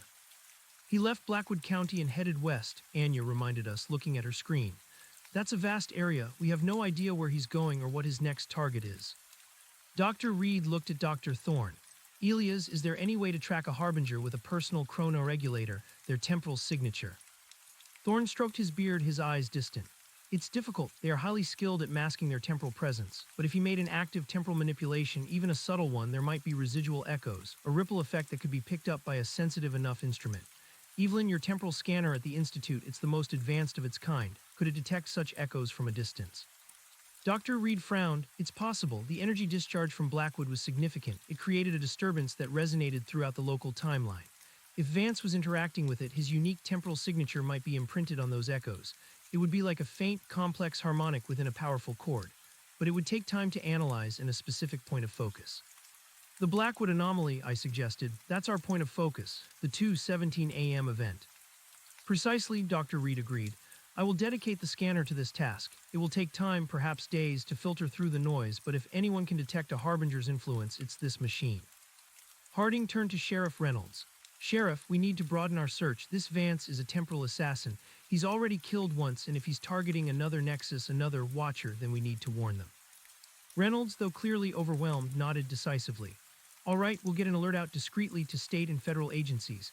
Person of interest, highly dangerous, skilled in evasion. No mention of time travel, of course. We'll just say he's involved in Silas Abernathy's death and is linked to highly sensitive, classified research. The next few days were a tense waiting game. Dr. Reed and Dr. Thorne worked tirelessly at the Institute, sifting through the torrent of temporal data generated by the scanner. Anya continued to dig into the phantom identity of Silas Vance, trying to find any conventional chinks in his armor. Harding and I, meanwhile, were on high alert, reviewing Abernathy's notes, trying to predict where the next temporal nexus might be or who the next watcher might be. The quiet of Blackwood County felt heavier, more oppressive now. The dread had transformed into a constant hum of anxiety, a low-frequency vibration that resonated in my bones. Every phone call, every unexpected knock on the door sent a jolt of adrenaline through me. We were no longer just detectives, we were guardians, thrust into a secret war we barely understood. One afternoon, a week after the initial discovery, Dr. Thorne called. His voice was tight with urgency. "Detectives, Evelyn has found something. A faint but distinct temporal signature, it's Vance's, and it's moving." "Where?" Harding demanded, grabbing a pen. "It's heading north," Thorne replied, "towards the Canadian border, specifically towards a remote, heavily forested region in northern Maine, near a small, isolated town called Oak Haven." Oak Haven, another Blackwood County, perhaps. Another remote, quiet place where strange things could happen unnoticed. "Why Oak Haven?" I asked. "Is it another temporal nexus?" "According to Dr. Reed's historical research on geochronal energy lines, Oak Haven is another strong confluence," Thorne explained. "Not as potent as Blackwood, but significant enough to attract temporal disturbances. And more importantly, there's another watcher there, a Dr. Alastair Finch, a retired astrophysicist who is a contemporary of Evelyn's and Silas's. He's been monitoring anomalies in that region for decades." "So Vance is going after Finch," Harding concluded. "To stop him, or to get his research, or to exploit another disruption." "We can't be sure of his exact motives, but it's highly probable," Thorne said. "He knows Abernathy's efforts were curtailed. He might be trying to ensure a wider disruption or simply to eliminate another obstacle. Finch is old and reclusive, much like Silas. He could be vulnerable." "How quickly can we get there?" I asked, my mind already racing through logistics. "It's a 12-hour drive at least," Harding said, estimating the distance. "Longer if we hit bad weather." "We need to leave immediately," Thorne urged. "Evelyn is trying to contact Dr. Finch, but he's notoriously difficult to reach. He lives off the grid. If Vance gets there before us, we might have another Silas Abernathy on our hands." Sheriff Reynolds immediately arranged for us to take an unmarked department SUV, equipped with everything we might need. He even pulled some strings to get us permission to cross state lines, framing it as a crucial interstate investigation into a dangerous fugitive. Dr. Thorne insisted on coming with us, his expertise invaluable. The drive was grueling, the autumn landscape blurred past our windows as we pushed the SUV to its limits. Harding drove, his face set in a grim line. Dr. Thorne sat in the passenger seat, periodically checking a specialized GPS device that also displayed faint temporal readings. I sat in the back, my mind buzzing, trying to process the enormity of our mission. Anya remained at the precinct, continuing her research, our link to the Blackwood anomaly. As we crossed into Maine, the scenery changed. The dense forest grew even thicker, the towns smaller and more sparsely populated. The air grew colder, and a light, persistent rain began to fall, turning the winding roads slick. The isolation of Blackwood County felt quaint compared to this wilderness. "We're getting closer," Dr. Thorne announced, his eyes fixed on his device. "The temporal readings are fluctuating more wildly now, a classic precursor to a significant localized event. Vance is likely already there or very close." The small town of Oak Haven was exactly as described. A cluster of weathered buildings, a single general store, and a gas station, all huddled together against the vast, encroaching wilderness. Finch's address, according to Dr. Reed, was a remote cabin even further into the woods, accessible only by a single, unpaved logging road. As we turned onto the logging road, our headlights cut through the now heavy rain, revealing a muddy, rutted track that seemed to disappear into a wall of dark, ancient trees. The road was barely wide enough for our vehicle, and low-hanging branches scraped against the roof. The air here was damp, heavy with the scent of pine and wet earth, and eerily silent, save for the rhythmic thump-thump of the windshield wipers. "Keep your eyes peeled, Miller," Harding muttered, his hands gripping the steering wheel. "He'll be here somewhere. This is his hunting ground." My gaze swept the dark forest on either side of the road, looking for any sign of a black sedan, any glint of metal, any hint of an unseen presence. The forest seemed to press in on us, its shadows alive with unseen threats. After what felt like an eternity, the logging road opened into a small clearing. In the center stood a rustic cabin, much larger than Abernathy's, built of rough-hewn logs. A faint light glowed in one of the windows, a beacon in the oppressive darkness. An old, beat-up pickup truck was parked askew in front of the cabin. And tucked partially behind a thick clump of evergreen trees, almost perfectly camouflaged in the shadows, was a sleek black Tesla Model S. "There," I hissed, pointing, "the black sedan. Vance is here." Harding immediately killed the headlights, plunging us into near darkness. He pulled the SUV off the road, positioning it behind a screen of dense bushes. "Stay low," he ordered, his hand going to his sidearm. "We don't know what we're walking into." We quietly exited the vehicle, the pouring rain quickly soaking our clothes. The air was frigid. Harding and I drew our weapons, holding them at the ready. Dr. Thorne, despite his lack of combat training, moved with a surprising calm, clutching a small, handheld temporal scanner that glowed faintly with an array of complex readings. "The temporal fluctuations are spiking dramatically," Thorne whispered, his voice urgent. "He's doing something significant." We moved cautiously through the dense undergrowth, the rain plastering our hair to our faces, obscuring our vision.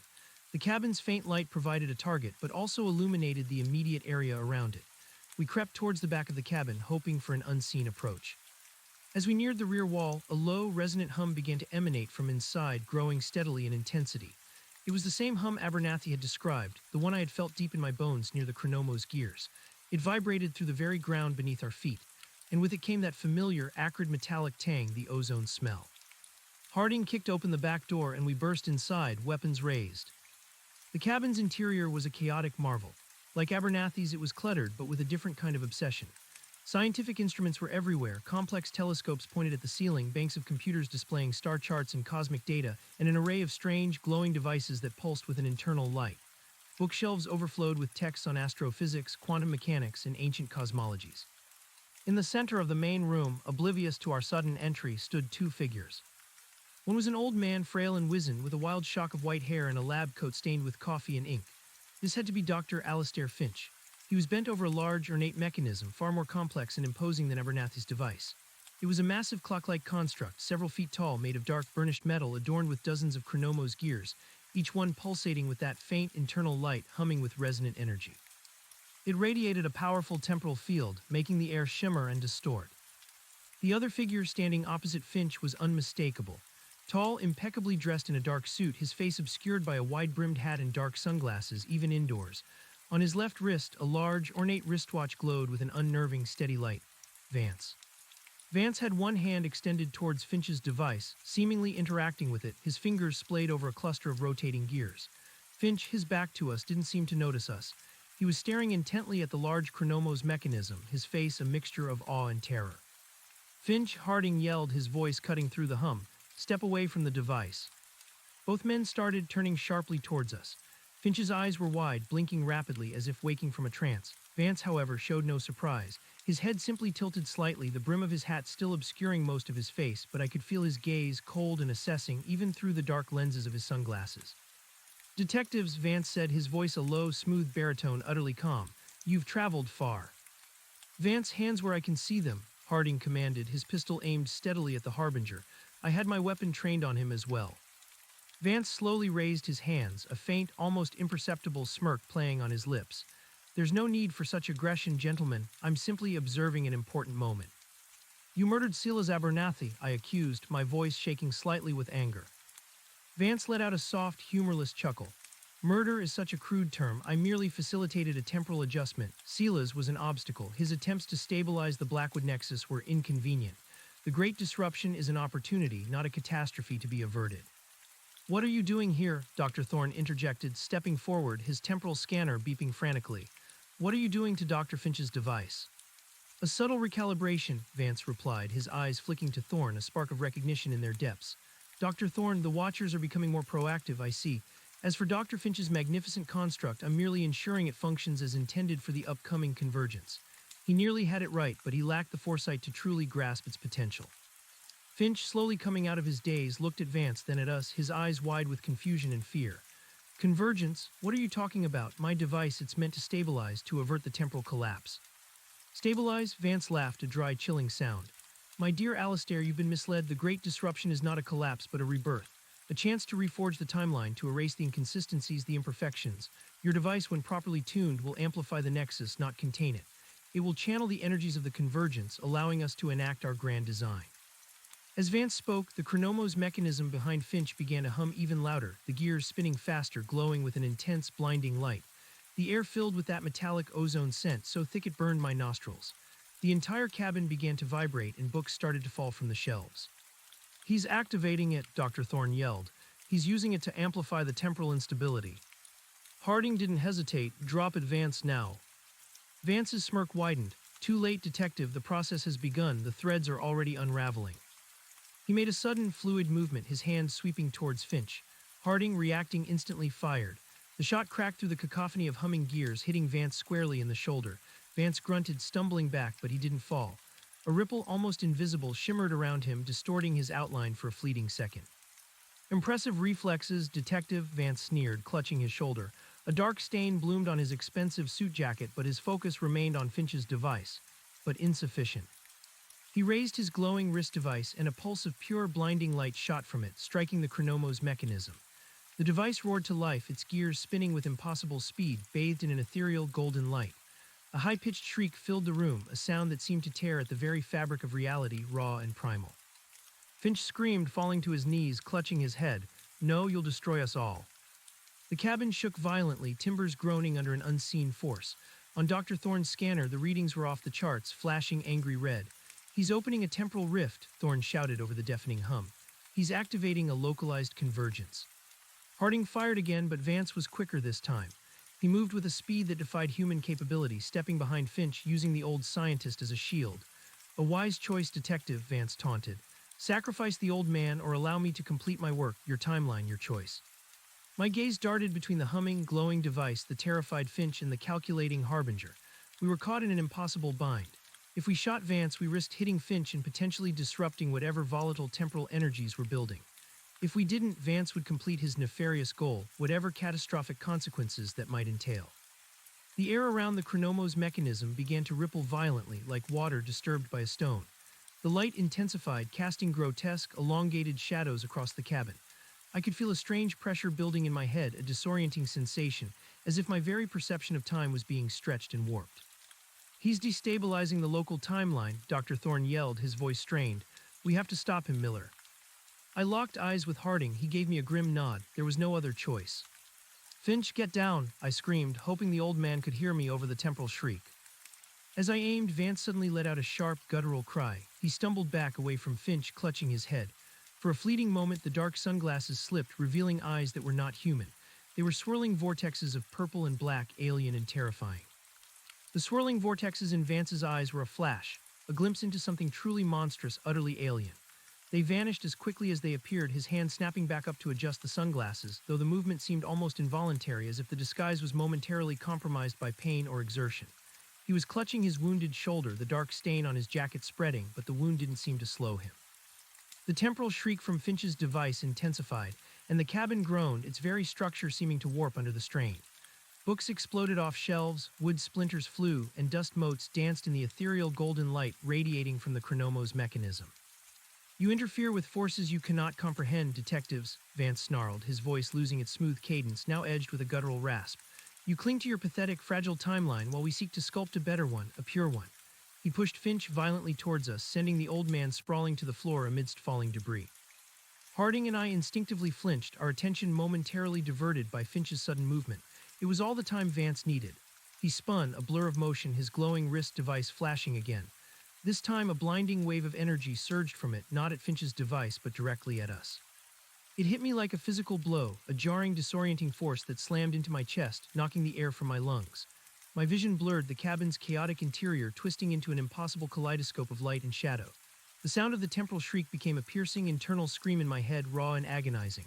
I felt a profound sense of wrongness, as if my very atoms were being pulled in different directions. My weapon, heavy in my hand a moment before, suddenly felt light, then impossibly heavy, then seemed to phase in and out of existence, its outline shimmering. I stumbled back, falling hard against a stack of dusty books, my head impacting the rough wood with a painful thud. Beside me, Harding let out a grunt of pain, collapsing to one knee, clutching his head. Dr. Thorne, too, was thrown back, his temporal scanner sparking violently as it hit the wall, its complex readings dissolving into a static-filled frenzy. The device in his hand sizzled and died, emitting a wisp of acrid smoke. "Miller, Harding, he's creating temporal disjunctions." Thorne yelled, his voice strained, though he seemed to be recovering faster than us, perhaps shielded by his deeper understanding of the energies at play. Through the haze of pain and disorientation, I saw Vance move. He wasn't running away. Instead, he made a final, deliberate movement towards Dr. Finch's massive chronomos mechanism. He placed his wounded hand on one of the glowing gears, and a surge of dark energy seemed to flow from him into the device. The golden light intensified to an unbearable brilliance, washing out all other colors, turning the entire cabin into a searing white void. The hum became a roar, a raw tearing sound that echoed in the very marrow of my bones. "The convergence is now complete," Vance bellowed, his voice distorted, echoing from multiple points in the room at once, as if he existed in several temporal locations simultaneously. "Let the new timeline begin." With a final, ear-splitting crack, the chronomos mechanism exploded, not with fire or shrapnel, but with pure, unadulterated temporal energy. A wave of force, cold and searing at the same time, erupted outwards, engulfing everything. The entire cabin seemed to fold in on itself, twisting and distorting like a paper drawing crumpling into a black hole. I felt myself being ripped apart, a terrifying sensation of being stretched thin, then compressed. My vision became a tunnel of pure light, my hearing a chaotic maelstrom, then nothing. My eyes snapped open. I was lying on the muddy ground, the cold rain still falling on my face, blurring my vision. The smell of wet earth and pine needles filled my nostrils. Groaning, I pushed myself up onto my elbows, my head throbbing, a dull ache in my chest. The world spun for a moment, then slowly righted itself. The cabin, it was gone. Where Dr. Finch's rustic cabin had stood moments before, there was now only a smoldering, jagged crater in the earth. Steam rose from the scorched ground, mingling with the mist and rain. Broken, charred timbers lay scattered around the edges of the pit, looking like relics from a forgotten ruin. The massive chronomos mechanism, Dr. Finch and Vance all gone, vanished without a trace, consumed by the temporal explosion. Harding was already on his feet, stumbling a few yards away, his face pale and etched with shock. He was patting himself down, as if checking to ensure he was still in one piece. His weapon was still in his hand, mud-caked and useless. Dr. Thorne was struggling to his feet a few feet from me. He looked older, more worn, his suit jacket torn, a smear of mud on his cheek. He stared at the crater, his eyes wide with a mixture of horror and grim understanding. "He did it," he whispered, his voice hoarse. "He opened a localized temporal rift. He triggered the convergence." What happened?" I managed, my voice raspy. My throat felt raw, my body sore, as if I'd been in a car crash. The residual disorientation was still lingering, a subtle hum behind my eyes. "A localized temporal inversion, perhaps," Thorne muttered, more to himself. "A complete erasure of a specific point in the timeline, or a shift. We were caught in the periphery, we were lucky." He picked up a shard of what looked like charred metallic wood, turning it over in his hands. "He's gone. Finch's device is gone. Finch is gone. And Vance, he's either gone with them or he used the rift to escape." Harding finally found his voice. "Escaped? What do you mean escaped? Where would he go?" Thorne looked at us, his eyes serious. "Anywhere, anywhen, that was the purpose of amplifying the Nexus, to create a gateway. He didn't just destroy the cabin, detectives. He folded that segment of space-time in on itself, using it as a conduit. To the Harbingers, destruction is merely a means to an end. It allows them to manipulate the timeline with greater freedom." The implications were chilling.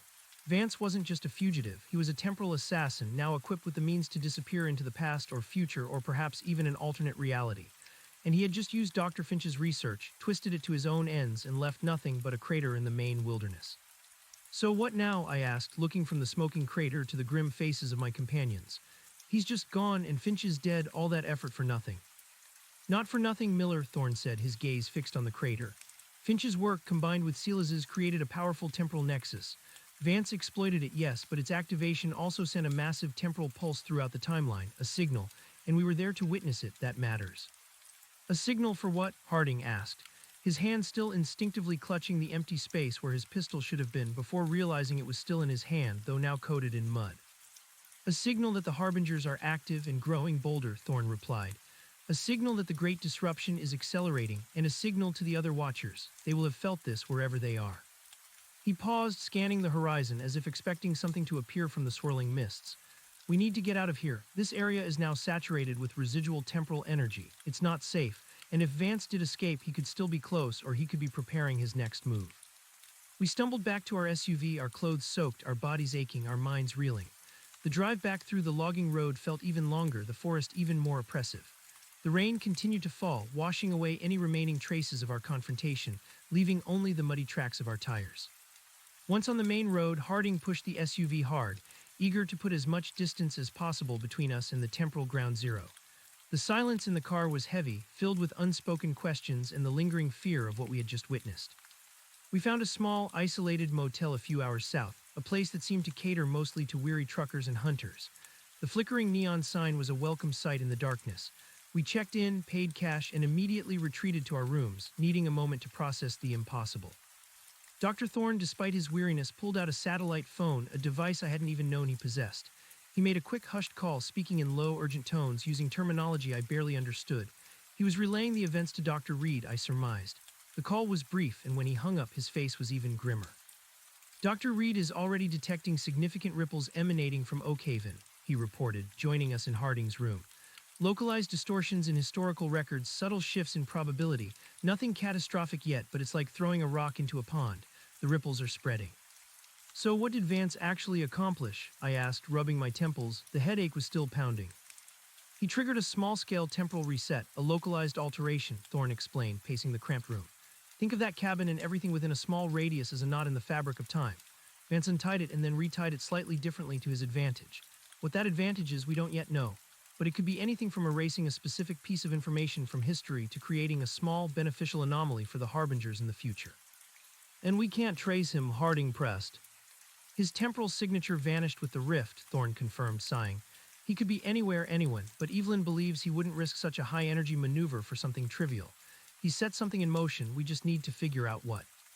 The next morning, after a restless night, we were back on the road. Thorne was already in contact with Dr. Reed, poring over new data coming from her temporal scanner. Anya, too, was looped in, her voice crackling over the secure line, her frustration evident. I've been trying to find any conventional records of Silas Vance, Dr. Thorne, Anya reported. That Tesla Model S registered to the Shell Corporation, it's completely untraceable now. The corporation's assets have been liquidated, its digital footprint wiped clean. It's like he never existed. That's classic harbinger evasion, Thorne said grimly. They cover their tracks with ruthless efficiency. They understand how the contemporary world operates, and they know how to disappear within it or even erase their past presence.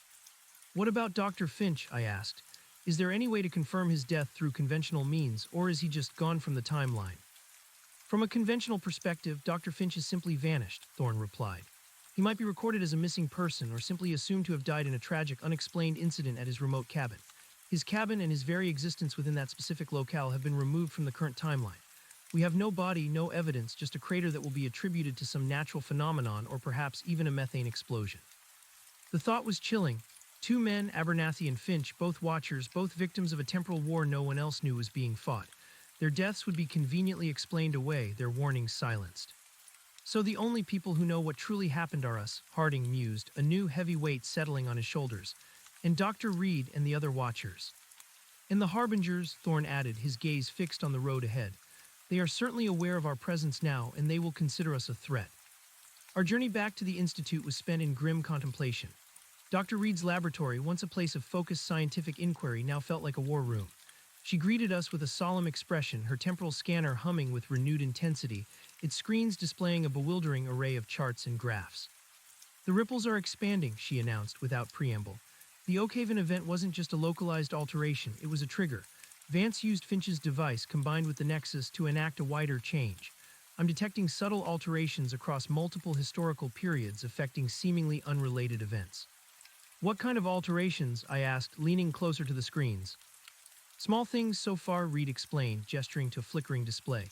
A historical document with a slightly different wording, a minor shift in the outcome of a battle that occurred centuries ago. A technological innovation that now appears slightly earlier or later in the timeline. Individually, they seem insignificant, but collectively they begin to weave a new tapestry. A tapestry the harbingers intend to control. So they're trying to rewrite history piece by piece? Harding asked, his brow furrowed in disbelief. Exactly, Reed confirmed. They believe the existing timeline is flawed, chaotic, imperfect. They seek to streamline it, to optimize it, to bring about what they call a harmonious timeline, one where events unfold precisely as they dictate, ensuring their ultimate power and influence. And Abernathy and Finch were trying to stop them, I said. They were trying to preserve the natural flow of time, the messy, beautiful, unpredictable reality that allows for free will and true progress, Reed affirmed, her voice filled with conviction. The harbingers seek to impose a rigid, predetermined order, and they will stop at nothing to achieve it. What's our next move then? Harding asked, his hand instinctively going to the empty holster at his side. He'd left his muddy weapon with the department for cleaning and inspection. Dr. Reed looked at Thorne, a silent conversation passing between them. We are facing an existential threat, detectives. The harbingers are escalating their efforts. They have removed 2 key watchers and they have gained access to an amplified, powerful Chronomos technology. We need to go on the offensive. Offensive, I repeated the word, feeling too grand, too military for a detective from Blackwood County. We need to track them, Thorne clarified. Predict their next move, identify their next target, and if possible, intercept them before they can inflict more damage on the timeline. How do we do that? Anya's voice crackled through the comms. She was still back at the Blackwood precinct, monitoring the original anomaly. We have no leads on Vance, and these subtle alterations seem impossible to predict. Not impossible, Anya, Dr. Reed countered. The Harbingers operate on patterns. Their alterations are not random, they are strategic. They target nexus points and they target key individuals who either contribute to the natural, chaotic flow of time or who possess the knowledge to interfere with their plans. We need to identify these patterns. She brought up a new series of diagrams on her screen, intricate maps of historical events, overlaid with what looked like energy lines. Silas Abernathy's notes, combined with Dr. Finch's fragmented data, have allowed us to map some of these geochronal energy lines more precisely. Blackwood and Oakhaven were just two such points. There are others. So we look for the next nexus point, Harding asked. And the next watcher, Thorne added. Evelyn's network of watchers, though small and scattered, represents our best defense. We need to warn them, protect them, and learn from them. Our first task was to meticulously review every scrap of Abernathy's and Finch's research. Dr. Thorne and Dr. Reed worked tirelessly, often foregoing sleep, their minds racing to connect the dots. Harding and I assisted, lending our investigative skills to deciphering cryptic notes, identifying historical figures, and cross-referencing geographical locations. Anya, back in Blackwood, became our remote research assistant, tirelessly digging through archives and databases, pulling up information on any name or location Dr. Reed threw at her. The hours blurred into days. We learned more about the Chronomos gears, not just as fragments, but as sentient, self-assembling entities that resonated with temporal energy. They were drawn to areas of temporal instability, sometimes appearing spontaneously. Abernathy, it turned out, wasn't just collecting them. He was learning to speak their language, to understand their inherent purpose. Finch, on the other hand, was an astrophysicist, and his work focused more on the cosmic implications of temporal mechanics, seeing the Great Disruption as a ripple from a much larger, universal event. The Harbingers are not simply malicious, Dr. Reed explained one late night, her eyes red-rimmed from fatigue. They believe they are saviors. They come from a potential future where the timeline has collapsed into utter chaos, a fractured reality where cause and effect no longer hold meaning. They believe by imposing their order, by creating a harmonious timeline, they are preventing that catastrophe. So they're trying to save the future by destroying our present, I asked, trying to wrap my head around the ethical paradox. They believe a certain amount of surgical intervention is necessary, Thorne confirmed grimly. They see our timeline as a diseased patient, and they are the surgeons, cutting away what they deem to be imperfections. But in doing so, they risk killing the patient entirely or creating something even worse. Their primary target, we deduced, was not just temporal nexus points, but also individuals who embody the free, chaotic, and unpredictable elements of the current timeline. Artists, innovators, disruptors, or even simple people whose actions have unforeseen butterfly effect consequences that lead to outcomes the Harbingers deem undesirable. They are looking for chaos amplifiers, Reed summarized. Individuals whose lives, if allowed to unfold naturally, would lead to future instabilities. And they are looking for temporal anchors, watchers like Silas and Alistair, who act as stabilizing forces, protecting the timeline from their manipulations. A few days later, a new set of data emerged from Dr. Reed's scanner. A series of faint but distinct temporal fluctuations, different from the Oakhaven discharge, began to register.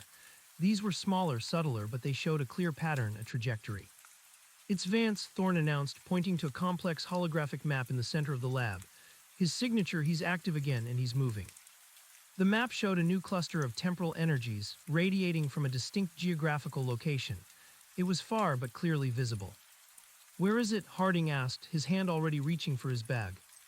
Northern California, Reed replied, her voice taut. Near a small coastal town called Seawall. It's another historically significant geochronal nexus. Not as strong as Blackwood or Oakhaven, but potent enough for their purposes. Is there a watcher there? I asked. Reed nodded, her gaze fixed on the map. Yes, Dr. Julian Kestrel, a theoretical linguist and historian. His work focuses on ancient languages and their connection to esoteric temporal phenomena. He's been a watcher for over 30 years. Kestrel has a research facility just outside Seawall, Thorne added. It's known for its extensive collection of ancient texts and artifacts. So Vance is going after Kestrel and potentially his research, Harding concluded. Another watcher, another nexus, it's the same pattern. We need to move, and quickly, Reed urged. Vance is a master of infiltration. He won't use the same tactics. He'll be subtle, and he's likely already there observing, preparing his strike. Sheriff Reynolds, though still somewhat baffled by the intricacies of temporal mechanics, had come to trust Dr. Thorne and Dr. Reed.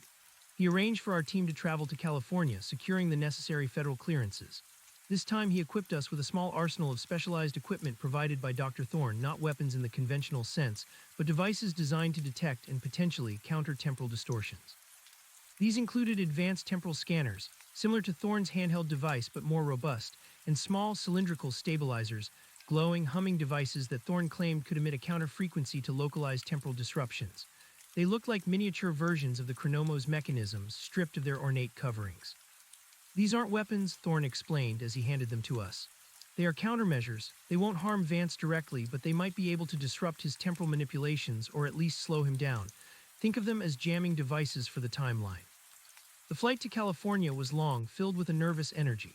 Harding, ever the pragmatist, spent most of the journey cleaning and reassembling his pistol, checking and rechecking his ammunition. I reviewed Abernathy's and Finch's notes, trying to internalize any detail that might give us an edge. Dr. Thorne, meanwhile, was constantly on his comms, receiving updates from Dr. Reed, who was monitoring the temporal fluctuations around Seawall. Anya remained in Blackwood, continuing to analyze the original anomaly, her remote support invaluable. As we neared Seawall, Dr. Reed's readings became more specific. The temporal signature is strong, detectives, she reported, her voice urgent. Vance has already begun his setup. There are subtle shifts in local weather patterns, minor technological glitches, all indicative of a harbinger's influence. He's trying to create a localized temporal disturbance, similar to Oakhaven, but with a different intent. What's the difference? I asked. In Oakhaven, he amplified a convergence, Thorne explained. Here, it looks like he's trying to divert a specific historical echo. Seawall is known for a unique historical event, a natural disaster that had significant, long-reaching consequences. It's possible Vance is trying to alter the outcome of that event, or at least its reverberations. The town of Seawall was a picturesque coastal community, clinging to the edge of a rugged cliff overlooking the Pacific Ocean. Its charm, however, was overshadowed by the looming threat of Vance and his temporal manipulations. Dr. Kestrel's facility, a sprawling complex of weathered wooden buildings, was nestled on a secluded cove a few miles outside of town, accessible by a winding, tree-lined road. As we approached, the sky above Seawall was unusually dark, gathering heavy storm clouds despite the clear weather forecast we'd seen earlier. The air was charged, thick with an almost palpable tension, and the faint, familiar metallic tang the ozone scent was already present, carried on the sea breeze. He's active, Thorne stated grimly, holding up his temporal scanner. The device was alive with flickering lights and urgent beeps. The storm, it's artificial, a localized weather anomaly likely influenced by the temporal energies, a cover for his work. Harding drove the unmarked SUV along the winding road, the tires crunching on gravel. We passed through a thick grove of ancient redwood trees, their towering forms casting deep oppressive shadows. The facility appeared suddenly through the gloom, a cluster of rustic buildings, but with modern, reinforced security doors and windows. A single, unassuming gate marked the entrance. No black Tesla Model S was visible. Vance was being more cautious this time. He's inside or he's using another form of transport, Harding muttered, pulling the SUV off the road, hidden by the dense trees. Stick to the plan. Thorne, you take point with the scanner. Miller, you're with me. Remember, non-lethal if possible, but if he poses a threat to the timeline, we take him down. We donned our gloves, checked our comms, and grabbed the temporal stabilizers. The devices pulsed with a faint, steady hum in our hands, a comforting weight. The rain began to fall, a cold, insistent drizzle that quickly turned into a downpour, obscuring the facility in a curtain of gray. We moved stealthily through the dense undergrowth, approaching the facility from the rear just as we had at Finch's cabin. Thorne's scanner guided us, picking up faint energy signatures, leading us towards a reinforced side entrance. The air grew heavier, the metallic ozone scent stronger, almost overwhelming. As we reached the door, Thorne's scanner flared red, emitting a series of urgent beeps. Heavy temporal distortion directly behind this door, he whispered. He's in there, and he's doing something powerful. Harding kicked the door open. It swung inward with a creak, revealing a dark, cavernous space. The interior was unlike Abernathy's workshop or Finch's lab. This was an archive, a vast library of ancient texts and artifacts. Scrolls lay open on long, ornate tables. Intricate tapestries depicting cosmological maps hung from the high ceilings. The air was dry, dusty, and thick with the smell of aged paper and leather. And in the center of it all, bathed in an eerie, pulsating blue light, stood Vance. He was no longer in his tailored suit. He wore a simple, dark, utilitarian jumpsuit, almost like a mechanic's uniform. His wide-brimmed hat and sunglasses were gone, revealing a pale, angular face, sharp cheekbones, and those terrifying, vortex-like eyes, now fully visible and swirling with an unnerving intensity. On his left wrist, the glowing chronoregulator pulsed with the same blue light that permeated the room. He wasn't alone. Another figure, a gaunt, elderly man with a shock of unruly white hair, was strapped into a chair, his eyes wide with fear, a gag in his mouth. Dr. Julian Kestrel. Vance stood before a massive, ancient stone archway covered in intricate non-human symbols, identical to the ones on the Chronomos gears. The archway was not a simple structure, it pulsed with an internal energy, the air around it shimmering and distorting, pulling at the very light in the room. In front of the arch, on an elevated pedestal, was a collection of Chronomos gears, larger and more numerous than any we had seen before. They were arranged in a complex, interlocking pattern, all glowing with that same eerie blue light. Vance was holding a strange, curved implement, an intricate tool made of the same dark, strange metal as the gears. He was actively manipulating the gears on the pedestal, carefully adjusting their alignment, each movement causing the archway to pulse with greater intensity. Dr. Kestrel, Thorne shouted, his voice echoing in the vast chamber.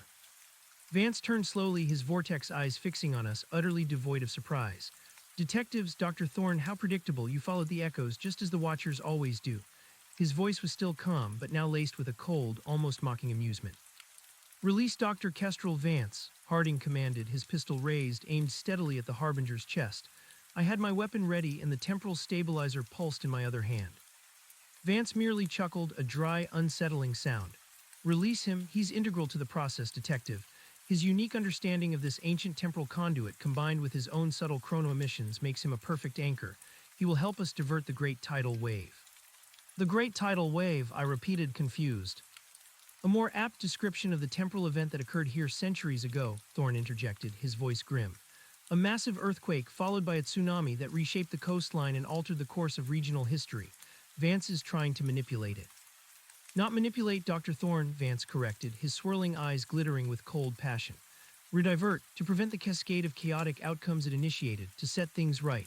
This is one of the key fulcrums, one of the primary points of divergence that led to the fractured timeline the Harbingers seek to rectify. He gestured to the glowing archway. This ancient gateway built by a forgotten civilization is a natural temporal conduit. With Dr. Kestrel's attunement and these meticulously aligned Chronomos gears, I can reroute the energetic echo of the great tidal wave.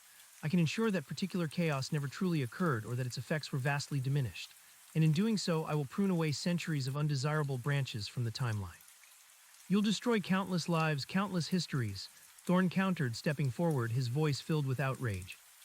A necessary culling, Vance replied, his gaze chillingly detached. For the greater harmony. Now, if you'll excuse me, gentlemen, I am nearing the critical point. Any further interference and the consequences for your fragile timeline will be catastrophic. He raised his curved implement, ready to make a final adjustment to the gears. Don't move, Vance, Harding yelled, but even as he spoke, Vance made his move. He shifted the implement and the gears on the pedestal spun rapidly, emitting an even brighter, more intense blue light. The ancient archway roared to life, its symbols blazing, its interior shimmering with an unearthly glow, like looking into a kaleidoscope of pure energy. Harding fired. The shot echoed through the chamber, but Vance moved with preternatural speed, dodging the bullet with a fluid, impossible grace. He was faster, more agile than any human. The bullet instead struck one of the ornate tables, sending ancient scrolls scattering. Now, detectives, your choice, Vance said, his voice imbued with a strange, resonant quality as if it was coming from everywhere and nowhere at once. Interfere and you risk a full temporal collapse, or stand aside and allow the timeline to be corrected. The air around us grew heavy, dense with temporal energy. I could feel a profound pressure, a sickening lurch in my stomach. The very ground beneath my feet seemed to vibrate. Dr. Kestrel, bound to the chair, whimpered through his gag, his eyes rolling back in his head.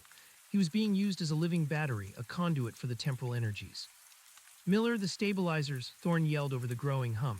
Target the gears on the pedestal, disrupt his alignment. I knew what I had to do. Raising my temporal stabilizer, I aimed for the glowing gears on the pedestal. Harding, seeing my intent, did the same. We both fired. The stabilizers emitted not bullets, but pulses of counter-frequency energy, glowing white beams that shot towards Vance's setup. Vance reacted instantly. With another flash of his wrist chronoregulator, he threw up a shimmering, almost invisible barrier of energy. Our stabilizer beams struck it, dissipating into harmless sparks. The archway continued to glow with terrifying intensity, the gears on the pedestal spinning faster and faster, emitting a high-pitched whine. Futile, Vance sneered, his vortex eyes burning. You cannot stop the inevitable. He raised his curved implement again, preparing for the final adjustment. This was it. He was about to trigger his temporal alteration. Vance, Harding roared, charging forward, ignoring the chaotic temporal energies. He was going for a direct, physical confrontation, a desperate attempt to tackle the Harbinger before he could complete his task. Vance watched him approach, a calculating glint in his non-human eyes. He didn't seem surprised or concerned. As Harding lunged, Vance moved with a speed that defied perception. He didn't just dodge, he blurred, his form rippling as if he momentarily phased out of our reality. Harding passed through the space where Vance had been a split second before, stumbling past the pedestal of gears, nearly colliding with the ancient archway itself. A temporal displacement, Thorn gasped, all mixed with fear in his voice. He's using the ambient energy to shunt himself through microseconds, making himself untouchable. Vance reappeared behind Harding, his hand already moving to make the final adjustment to the Chronomo's gears. Dr. Kestrel let out a muffled scream, and the ancient archway pulsed violently, its light growing to an unbearable intensity. "He's going to do it," Thorn yelled. "He's going to rewrite history." I knew I only had one shot. I couldn't aim for Vance. He was too fast, too elusive. But the gears, they were his focal point. If I couldn't stop him, I could at least disrupt his work. Taking a deep breath, I ignored the throbbing in my head, the chaotic swirl of light and sound. I focused my temporal stabilizer not on the individual gears, but on the entire pedestal, aiming to overload it to disrupt its carefully balanced alignment.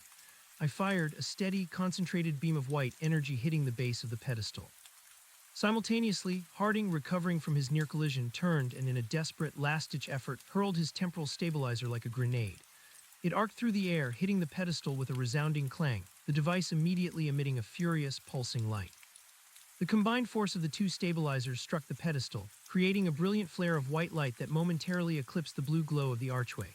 The gears on the pedestal seized, then began to spin wildly in the wrong direction, screeching as their delicate temporal alignment shattered.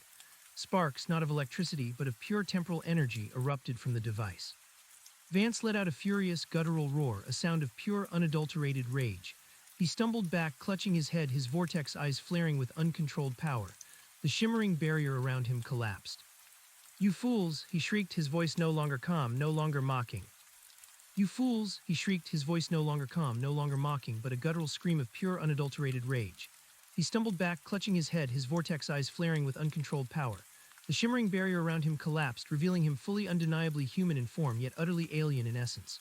Sparks of raw temporal energy crackled around his body, making the air crackle with a painful, static charge. The Chronomo's gears on the pedestal, now spinning wildly and emitting a discordant screech, flared with violent, uncontrolled light. The ancient archway behind them, no longer a majestic conduit, pulsed erratically, its symbols flashing in a chaotic, blinding sequence. Dr. Kestrel, still strapped to the chair, let out another muffled cry, his body twitching as if racked by an invisible current. The pressure in the room intensified, a physical weight that made my ears pop and my head swim. "Now, Miller," Harding yelled, his voice strained as he recovered from his lunge, spinning towards Vance, his pistol still aimed. "Thorn, get Kestrel." Dr. Thorn, despite his lack of combat experience, didn't hesitate. He rushed towards the bound Dr. Kestrel, pulling at the restraints. He understood the urgency. Kestrel was being used as a temporal conduit. Freeing him might disrupt Vance's remaining hold on the archway. Vance, meanwhile, seemed to regain a terrifying focus. His rage, rather than debilitating him, seemed to empower him. His vortex eyes fixed on Harding, and a new, more intense wave of temporal energy erupted from his chronoregulator. It wasn't a direct attack, but a localized distortion, making Harding's figure ripple and blur as if he were melting into the air itself. Harding staggered, his aim wavering, the disorienting effect far more potent than the initial blast. "He's manipulating local causality," Thorn shouted, wrestling with Kestrel's bindings. "He's making it impossible to target him directly." I knew he was right. Vance was turning the very air into an unpredictable quantum field. My previous shot had relied on his barrier being down and the gears being a stationary target. Now he was a moving, shimmering target surrounded by a chaotic temporal field. Shooting him conventionally was impossible. But the stabilizers, they were designed to disrupt. Ignoring the nauseating lurch in my stomach and the pounding in my head, I raised my temporal stabilizer again. Instead of aiming at Vance himself, I aimed at the ground directly in front of him, hoping to create a localized counterfrequency that would neutralize his temporal distortions. I fired. A concentrated beam of white energy slammed into the dusty stone floor. It didn't explode, but rather created a sudden, localized area of intense temporal interference. The air shimmered violently and the metallic ozone smell spiked, burning my throat. Vance mid-stride stumbled. The temporal distortion around him flickered, almost dying. He was caught in a pocket of relative stability, his own abilities temporarily negated. "He's vulnerable," Thorn yelled, still struggling with Kestrel. "His field is down." Harding, seeing his chance, brought his pistol back up, his eyes narrowed in grim determination. He fired. The shot cracked through the cacophony, straight and true. But Vance was still Vance. Even without his temporal distortion, his reflexes were inhuman. He ducked, a movement too fast for a normal man, and the bullet whizzed past his head, embedding itself with a thunk into the ancient stone archway behind him. A tiny chip of stone broke off, revealing something dark and metallic beneath another Chronomo's gear embedded in the arch itself, a foundational piece of the ancient conduit. Vance snarled an animalistic sound. He lunged not at us but at the Chronomo's gears on the pedestal, his hand sweeping over them, making a final, desperate adjustment. His face was a mask of furious concentration, his vortex eyes swirling faster than ever. The archway behind him, momentarily disrupted by the bullet, now flared with a renewed, terrifying intensity. "He's trying to force it," Thorn cried, finally managing to free one of Kestrel's arms. "He's overriding the system." The room began to vibrate with such force that it became difficult to stand. The ancient scrolls on the tables flew into the air, dancing like dried leaves in an invisible hurricane. The very structure of the archive groaned, timbers splintering, stones grinding. The air shimmered, and for a terrifying moment the walls seemed to flicker, revealing glimpses of another time, another place, ancient stars, impossible landscapes, fleeting shadows of things that should not be. "The timeline is fracturing," Dr. Thorne screamed, shielding Kestrel. "He's going to tear it apart." Harding, seeing the imminent catastrophe, knew we couldn't waste another second. He abandoned his pistol, knowing it was useless against Vance's speed. Instead, he pulled out his remaining temporal stabilizer, a desperate glint in his eye. "Miller, give me cover," he roared, and then, without waiting, he launched himself forward, not at Vance, but at the glowing pedestal. His plan was simple: direct assault. Overwhelm the gears with counter-frequency energy. I understood. I aimed my stabilizer not at Vance, but at the ancient archway itself. If Vance was using Kestrel as an anchor and the pedestal was his control, the archway was the true nexus. It was the conduit, the portal. If it could be disrupted, perhaps Vance's plan could be thwarted. As Harding collided with the pedestal, slamming his stabilizer against it, I unleashed a concentrated blast from my own device at the heart of the archway. A blinding flash of pure white light erupted from the archway as my stabilizer's energy struck it. It was like looking directly into a miniature sun. The ancient symbols blazed, then fractured, light spilling out like shattered glass. The high-pitched temporal shriek that had filled the room suddenly stuttered, wavered, and then began to descend in pitch, becoming a deep, resonant rumble that shook the very foundations of the building. The Chronomo's gears on the pedestal, hit by Harding's stabilizer, reacted violently. They spun faster and faster, then, with a cascade of sparks and a metallic groan, they locked, stopped, frozen, just like Sela's Abernathy's clocks. Vance, caught between the collapsing temporal barrier and the disrupted archway, let out another shriek, but this one was of pain, not rage. The energy crackling around him intensified, then seemed to implode, drawing him inward.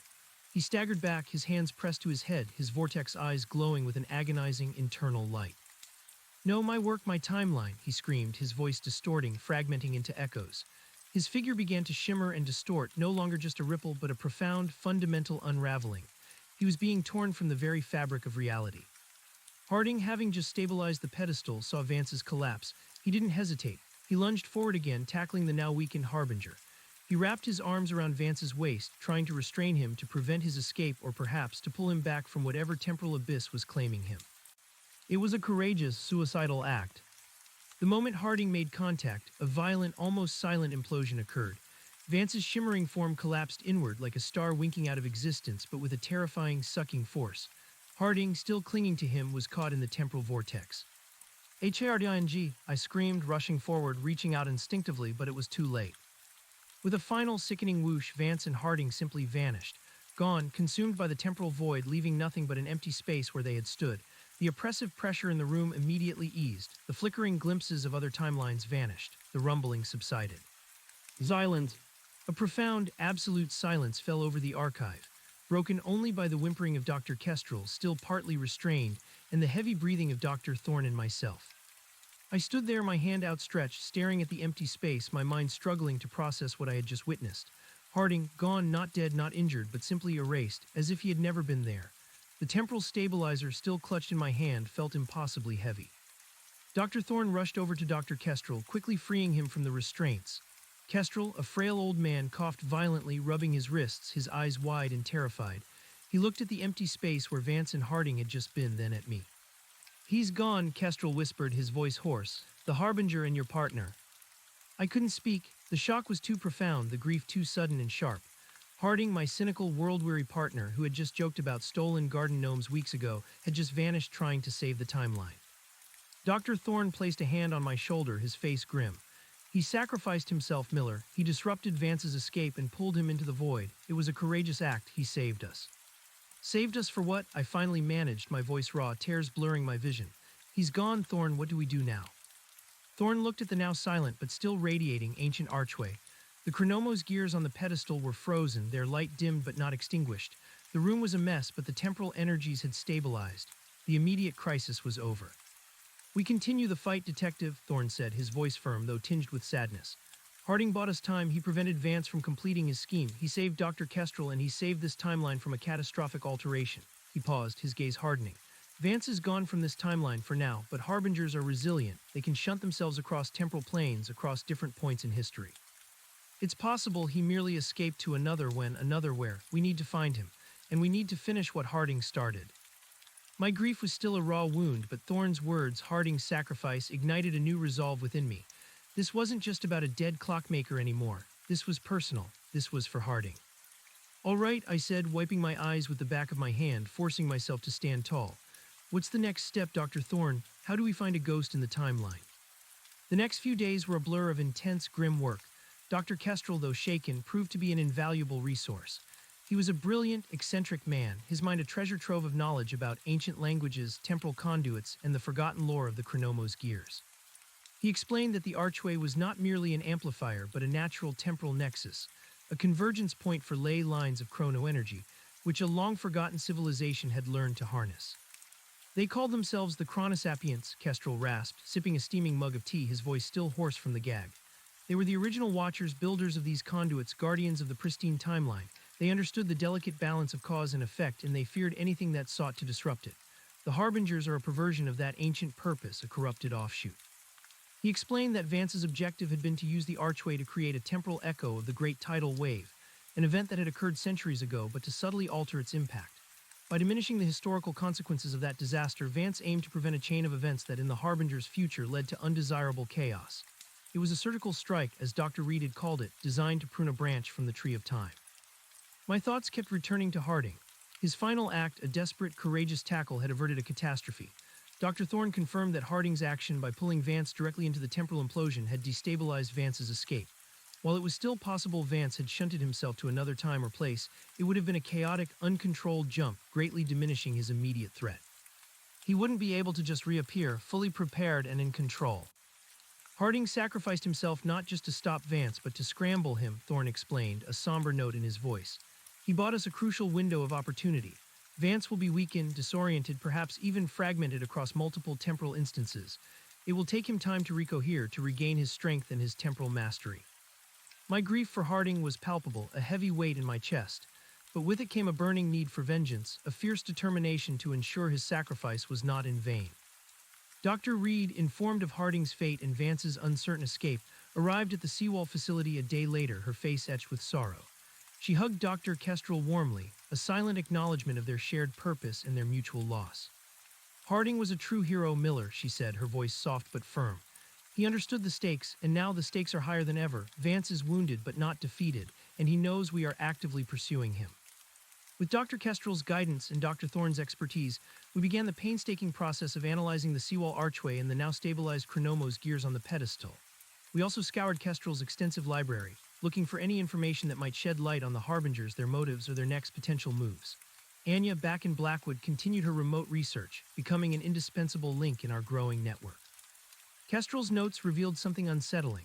The Harbingers had an overarching strategy, a series of key temporal adjustments they wished to make to achieve their harmonious timeline. The Great Tidal Wave in Seawall was one such adjustment, but there were others. They operated through a network of smaller temporal anomalies, creating a ripple effect, and they targeted not just locations, but individuals, not just watchers, but chaos amplifiers, as Reed had called them. People whose lives, if allowed to continue, would lead to undesirable futures. They are trying to control causality itself, Kestrel explained, gesturing to an ancient map depicting interconnected temporal nodes. They identify historical moments that acted as critical junctures, points where small events led to significant, unpredictable changes. They want to sterilize these junctures to make them predictable. Our immediate priority was to track Vance. Dr. Reed's temporal scanner, combined with Kestrel's deep understanding of the chronosapient conduits, became our primary tool. The scanner was constantly monitoring residual temporal echoes, the faint whispers Vance had left behind in his chaotic escape. Days turned into a week. The tension was constant, a low hum beneath every conversation, every task. We ate and slept little, driven by the urgency of our mission. The small coastal town of Seawall, oblivious to the cosmic battle being waged in its midst, went about its normal, peaceful existence. Then one evening, Dr. Reed's scanner flared. A distinct, albeit faint, temporal signature appeared on the holographic map. It was Vance's. "He's recohering," Reed announced, her voice tight with urgency. "His temporal signature is stabilizing, he's emerging from the temporal chaos, and he's on the move." "Where?" I asked, my heart pounding. Reed pointed to the map. The signature was moving eastward across the continental United States, toward the Great Lakes region, specifically a large urban center, Chicago. Chicago, a dense, bustling city, a stark contrast to the remote, isolated locales we had been operating in. This was a new level of challenge. "Why Chicago?" Thorne asked, his brow furrowed. "It's not a known geochronal nexus point of the same magnitude as Blackwood or Seawall." Kestrel, poring over his ancient maps, suddenly gasped. "Not a natural nexus, no, but there is a significant historical junction there, the Great Chicago Fire, a catastrophic event that led to immense urban planning changes, technological advancements, and a profound shift in American industrial development." My blood ran cold. "Vance is going to try and manipulate the Great Chicago Fire?" I asked, disbelief warring with dread. "He's going to try and stop it." "Or alter its consequences," Reed corrected, her face grim. "The harbingers don't always prevent events entirely. Sometimes they simply nudge them, changing a key detail that cascades into a different future. The Great Chicago Fire, for all its tragedy, created a blank slate, an opportunity for rapid, unplanned, and ultimately chaotic growth. That would be anathema to the harbingers' vision of a harmonious timeline." "If he's going to Chicago, he'll be hard to find in a city that big," I pointed out. "And if he's trying to alter a historical event, we're talking about potentially traveling to the past. The chronosapient conduits, like the one here at Seawall, can be used to project temporal energy or even send agents to specific historical points," Kestrel explained. "But it requires immense power and a powerful anchor. Vance, even after his disruption, might be able to create a localized distortion that allows him to influence events or to retrieve a specific artifact or even an individual." "He's still weakened, Miller," Thorne reminded me. "He won't be able to just jump back to 1871 and start setting fire to buildings or putting them out. His influence will be subtle, precise. He'll be looking for a fulcrum, a lever to push." "So what's the plan?" I asked, feeling the weight of the mission press down on me. Reed looked at me, her eyes filled with a new, quiet determination. "We follow him, we anticipate his moves, we protect the integrity of the timeline, and we stop him permanently." The decision was made. We would travel to Chicago. Our team now consisted of Dr. Reed, Dr. Thorne, and Dr. Kestrel, the collective intellect of the Watchers, and myself, the lone detective, the ground agent in this temporal war. Anya would remain at Blackwood, our remote intelligence hub, continuing to monitor anomalies and provide research support. Sheriff Reynolds once again proved his unwavering support, arranging for us to travel via a private jet, secured through a classified federal contact. The stakes were too high for commercial travel. The journey to Chicago was different from the previous ones. There was no longer the initial shock of the unknown, but a grim understanding of the enemy we faced and the impossible nature of our mission. Harding's absence was a gaping hole, a constant reminder of the cost of this war. Dr. Reed spent the flight poring over historical documents of the Great Chicago Fire, Kestrel's maps, and the data from her temporal scanner. Thorne prepped me on the advanced use of the temporal stabilizers, explaining their limitations and optimal deployment strategies. "Vance won't be targeting buildings directly," Miller, Thorne reiterated. "The energy cost for a massive alteration like that would be too high even for him. He'll be looking for a specific chaos amplifier, an individual whose actions or non-actions are critical to the precise unfolding of the fire's historical consequences. Someone who, if removed or subtly influenced, would change the trajectory of future events in a way the harbingers desire." "Do we know who that might be?" I asked, studying a historical map of Chicago from 1871. Reed looked up, her face grim. "Kestrel's research, combined with my temporal models, indicates a potential target, Catherine O'Leary, the woman traditionally blamed for starting the fire with her cow. While the actual cause is debated by historians, her symbolic role in initiating that specific chain of events makes her a prime target for a harbinger seeking to prune away a chaotic historical branch. By ensuring the fire never starts or starts differently, they could erase centuries of undesirable outcomes." "So we're going to protect a cow?" I asked, a hint of dark humor in my voice, trying to lighten the crushing weight of it all. Reed gave a faint, tired smile. "Not just a cow, detective. We're protecting the delicate, unpredictable flow of human history. We're protecting the right for chaos to exist, for serendipity to unfold, for the timeline to be its messy, beautiful, unscripted self." We arrived in Chicago under the cloak of a cold, gray dawn. The city was a sprawling metropolis, a maze of towering buildings, bustling streets, and endless activity. Finding Vance here, a ghost in the timeline, would be like finding a needle in a haystack.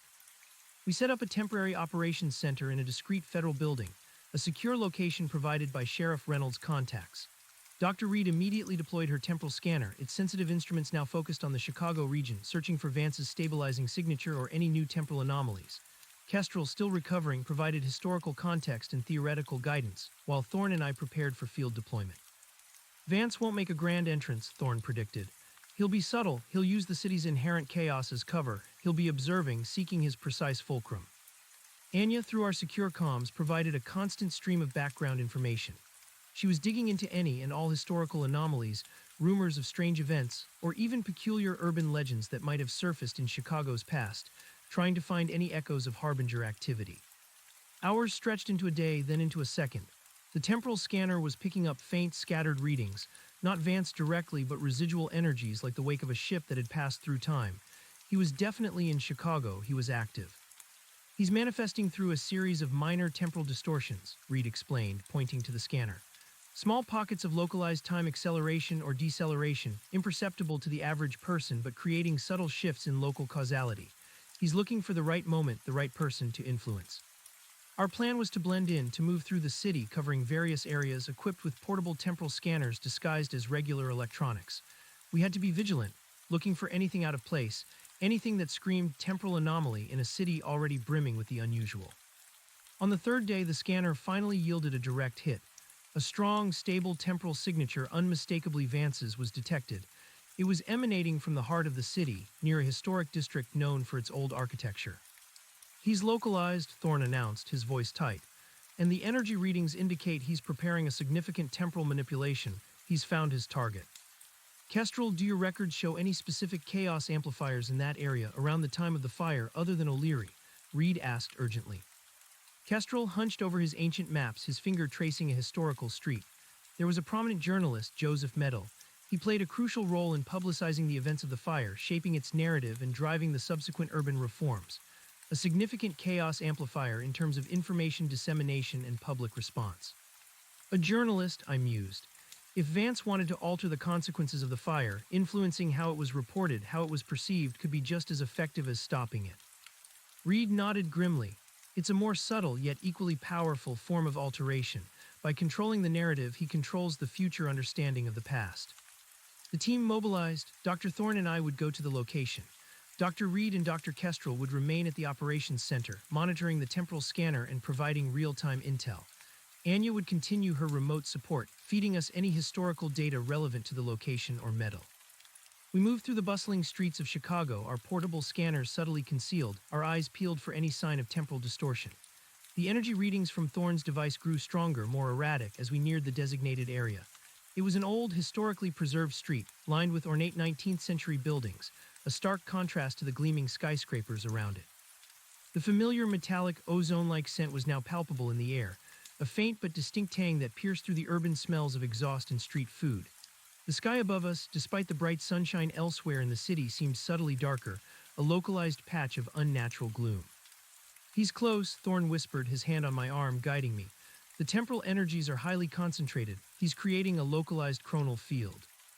We found it in a quiet alleyway tucked between two old brick buildings. The air here was visibly distorted, shimmering with an ethereal haze like heat rising from asphalt, but cold. The ozone scent was overwhelming, making my eyes water. And there, standing in the center of the alley, facing a crumbling brick wall that seemed to subtly ripple, was Vance. He was dressed in a simple, dark trench coat, his wide-brimmed hat and dark sunglasses once again obscuring his face. But the chronoregulator on his wrist pulsed with an angry red light, a direct contrast to the cool blue of seawall. In his hand he held a shimmering, crystalline object, not a tool, but something that looked almost like a condensed shard of light. He was aiming it at the rippling brick wall. "What is he doing?" I whispered to Thorne, my hand instinctively going to my sidearm, though I knew it was likely useless. Thorne raised his portable scanner, his eyes wide. "He's projecting a temporal echo. He's trying to overlay the past onto the present to access a specific historical moment within that wall." "Why the wall?" "This is likely a remnant of an original 1871 building." Kestrel's voice crackled through our earpieces, Anya relaying the information. "A building that might have housed Medal's printing press or a critical archive. He's trying to access information or plant it directly into the past." "Vance," I yelled, stepping out from the cover of a dumpster, my voice echoing in the confined alley. Stop right there. Vance turned slowly, his head tilting, the brim of his hat still obscuring his eyes. But I could feel their vortex gaze, cold and calculating. He didn't seem surprised or enraged this time, just annoyed. You are remarkably persistent, Detective Miller, Vance said, his voice returning to its smooth, chilling baritone. A curiosity, given your limited understanding of these matters. This ends now, Vance, Thorne stated, stepping out beside me, his temporal stabilizer held ready. Vance chuckled, a dry, humorless sound. You believe so? You think a simple disruption can halt the inevitable? You think the loss of your partner was anything but a temporary inconvenience for me? His voice was a cruel jab, deliberately designed to wound. My grief for Harding, usually a dull ache, flared into a hot, blinding rage. You won't get away with this, Vance. I already have, in a sense, Vance replied, turning his attention back to the shimmering wall. The crucial alterations have already been initiated. This is merely a refinement, a deeper embedding of the new truth. He raised the crystalline object. It pulsed with an eerie red light, and the shimmering wall began to ripple with even greater intensity, the brick dissolving into a spectral image of flickering flame and crumbling stone. I could hear faint, ghostly screams, the echoes of a distant past. He's planting a memory, Thorne gasped. A false historical record directly into the causal fabric of the past. He's making the timeline believe a different truth about the fire's origins or its initial reporting. We can't let him do it, I said, raising my temporal stabilizer. Agreed, Thorne replied, his own stabilizer glowing. Target the crystal, Miller, it's his focal point. We fired simultaneously. 2 concentrated beams of white energy shot towards Vance. Vance reacted with blinding speed.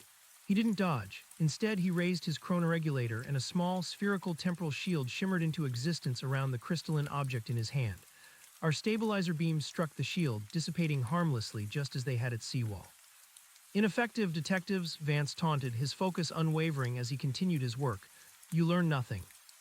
But he was wrong. We had learned. We had learned about patterns, about chaos amplifiers, and about the critical junctures he targeted. We also knew he was still weakened, still recovering from Harding's desperate act. He was being subtle, yes, but also cautious. He was not omnipotent. And I had noticed something else. The localized gloom over the alleyway, the distorted air. It was a chronal field, Thorne had called it, a contained bubble of temporal instability. If he was putting all his energy into that projection, into that crystal and that wall, perhaps his external defenses were limited. Thorne, I shouted, forget the crystal, target the field, overload his chronal bubble. Thorne's eyes widened in understanding. Excellent, Miller, he's put too much energy into the projection, leaving his containment vulnerable. We both shifted our aim. Instead of the crystal, we directed our stabilizers at the shimmering air around Vance, the very bubble of temporal distortion he had created. We fired not with focused beams, but with a rapid, continuous barrage of wide-frequency pulses designed to saturate and overwhelm. The effect was instantaneous and dramatic. The chronal field around Vance buckled, then began to fluctuate wildly like a broken electrical current. Sparks of temporal energy flew everywhere. Vance cried out, his projection at the wall wavering, the spectral flames flickering, then receding. The crystalline object in his hand dimmed. You overreach, Vance snarled, his voice now strained, his face a mask of furious effort as he tried to maintain his field. His vortex eyes burned with a mixture of anger and desperation. The alley began to shake violently, not with an earthquake, but with a localized temporal tremor. The old brick buildings around us groaned, dust and debris raining down. The ozone smell intensified to an unbearable degree, stinging my nostrils and throat. He's losing control, Thorne yelled, his own stabilizer glowing furiously, pushing its output to the maximum. Keep firing, Miller. I kept my finger on the trigger, the stabilizer humming in my hand, pushing pulse after pulse of counter-frequency energy into Vance's collapsing field. Vance was forced to divert more and more of his energy to maintaining his personal shield in the now shuddering chronal bubble. His attention was split, his focus broken. The temporal projection at the wall dissolved into static. You will not win, Vance screamed, his voice distorted, echoes of his words vibrating from the very bricks around us. The harmonious timeline will prevail. But his words were hollow, filled with a desperate conviction that was now faltering. The chronal field around him finally imploded, not with a bang but with a sickening pop like a vacuum sealing itself. Vance staggered, completely exposed. His chronoregulator, which had pulsed red with power, now flickered weakly, its light dying. The crystalline object in his hand became dull, inert. His vortex eyes, though still alien, seemed to lose their furious intensity, replaced by a desperate, calculating fear. This was our chance. Now, Miller, go for his wrist device. Thorne shouted, his own stabilizer running out of power, its light dimming to a faint flicker. I didn't hesitate. I threw my temporal stabilizer aside, drawing my pistol. My aim was steady, hardened by grief and resolve. I squeezed the trigger.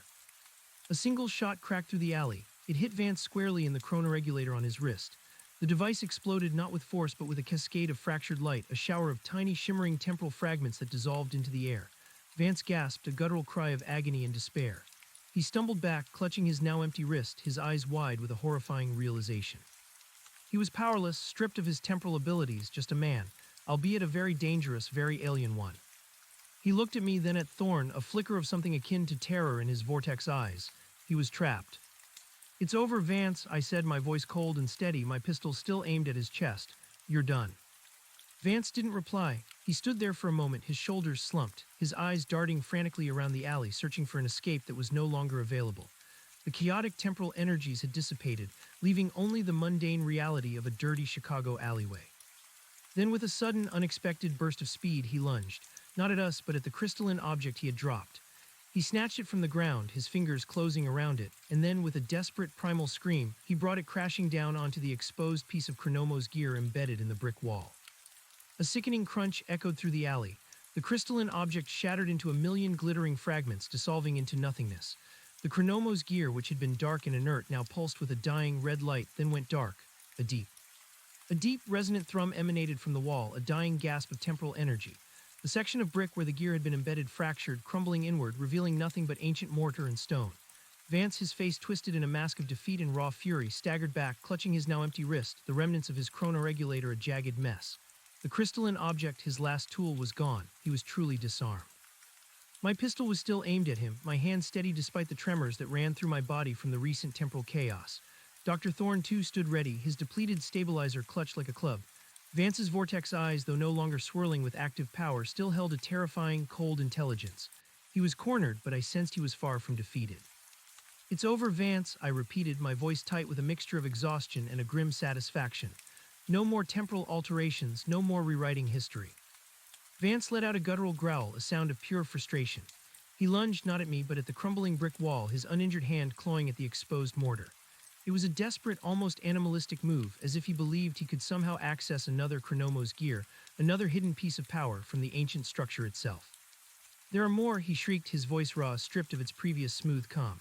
"Always more. You cannot stop the inevitable. The harmonious timeline will be forged." Before he could do further damage or find some unexpected hidden power, Thorne moved. He was surprisingly fast for a man his age, driven by the urgency of the moment. He tackled Vance, slamming him against the alley wall.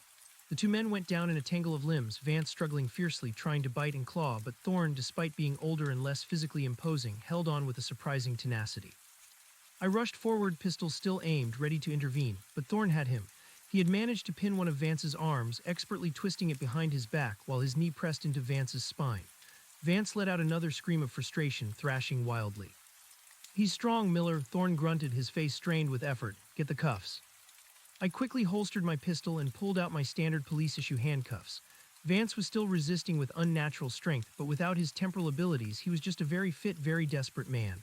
I managed to grab his free arm, forcing it behind his back. The cold steel clicked around his wrists. As the cuffs secured him, a profound weariness seemed to fall over Vance. His struggles ceased. His shoulders slumped and he sagged against the wall, head bowed. The vibrant, terrifying vortex in his eyes dimmed, replaced by a hollow, defeated stare. He looked less like an alien entity and more like a prisoner, stripped of everything. "We got him," I breathed, the words tasting like ash in my mouth. The victory felt hollow, overshadowed by Harding's absence. Thorne, panting heavily, stood up, brushing dust from his torn suit. He looked at Vance, a mixture of grim satisfaction and profound sorrow on his face. "Yes, Detective, we got him, but at a terrible cost." My gaze drifted to the empty space where Harding had vanished, a phantom ache in my chest. The alley was quiet now, the temporal energies dissipated. The unnatural gloom had lifted, and the ordinary sounds of the city, distant sirens, car horns, the murmur of traffic, slowly seeped back in, grounding us in the mundane reality we had just fought so hard to preserve. "We need to get him out of here," I said, my voice hoarse. "And we need to get Kestrel out of Seawall. This isn't over, not yet." I radioed our operations center. Dr. Reed answered immediately, her voice filled with a desperate urgency. "Miller, what happened?" The temporal signatures spiked violently, then collapsed. "Is Vance contained? Is Kestrel safe?" "Vance is contained, Dr. Reed," I reported, looking at the subdued Harbinger. "He's in custody. Dr. Thorne is with me. We need backup, and we need to secure this location." A wave of relief was palpable in Reed's voice, quickly followed by a renewed tension. Thank God, but be careful, Miller. The harbingers, they will know. They will feel his capture. This might only be the beginning. Getting Vance out of the alley and into a secure facility was a delicate operation. We couldn't just walk him down a busy street. Dr. Reed quickly dispatched a discreet federal team to our location, posing as a hazmat crew responding to a gas leak. They arrived in unmarked vans, their faces grim, their movements precise and efficient. They moved Vance, still eerily quiet and compliant, into a specially reinforced, shielded vehicle. Dr. Kestrel was extracted from Seawall and brought to Chicago, joining Dr. Reed at the Temporary Operations Center. His archive and the chronosapient archway were also secured and placed under constant temporal monitoring. The archway, though no longer active, still radiated a faint, residual energy, a dormant power. Back at the Ops Center, the atmosphere was a mix of exhaustion and guarded triumph. Vance was secured in a specialized containment cell deep within the federal building, shielded from temporal manipulation and conventional escape. He remained silent, his eyes fixed on some internal, distant point, his face a mask of defeat. We had stripped him of all his possessions, including the remnants of his shattered chronoregulator and the inert crystalline object he had dropped. The destruction of the embedded Chronomos gear in the Chicago alley had stabilized the localized temporal field, preventing his intended historical alteration of the Great Chicago Fire narrative. But the price of this victory was heavy. Harding was gone. The weight of his absence pressed down on us all, a constant reminder of the personal cost of this hidden war. He was a good man, Miller, Dr. Reed said softly, finding me staring blankly at a screen displaying a historical map of Chicago. Brave, resourceful. He understood the stakes and he acted without hesitation. I nodded, unable to speak. The image of Harding vanishing, pulled into the temporal void with Vance, replayed in my mind like a broken loop. His sacrifice was not in vain, Dr. Thorne added, joining us, his face drawn with fatigue. He didn't just stop Vance's immediate plan, he disrupted Vance's escape. He scattered him. That was a crucial blow to the harbingers. What does that mean exactly? I asked, finally finding my voice, though it sounded rough. Scattered him. It means that when Harding pulled him into the implosion, Vance's temporal coherence was fractured, Thorne explained. Instead of making a clean jump to a specific time or place, he was splintered. His consciousness, his physical form, might be dispersed across multiple temporal instances or even across different quantum realities. He's not simply in the past or future, he's potentially in fragments across them. It will take him significant energy and time to recohere. So he's effectively neutralized, at least for a while, Dr. Kestrel chimed in, having joined us. He looked fragile but alert, his eyes bright with intellectual curiosity despite his ordeal. A temporary respite for the timeline, a chance for us to regroup. A chance to regroup. The words offered a small flicker of hope in the overwhelming darkness. Our next task was to interrogate Vance. Dr. Reed, Dr. Thorne, and Dr. Kestrel believed his knowledge of the Harbinger's plans, their structure, and their motivations was invaluable.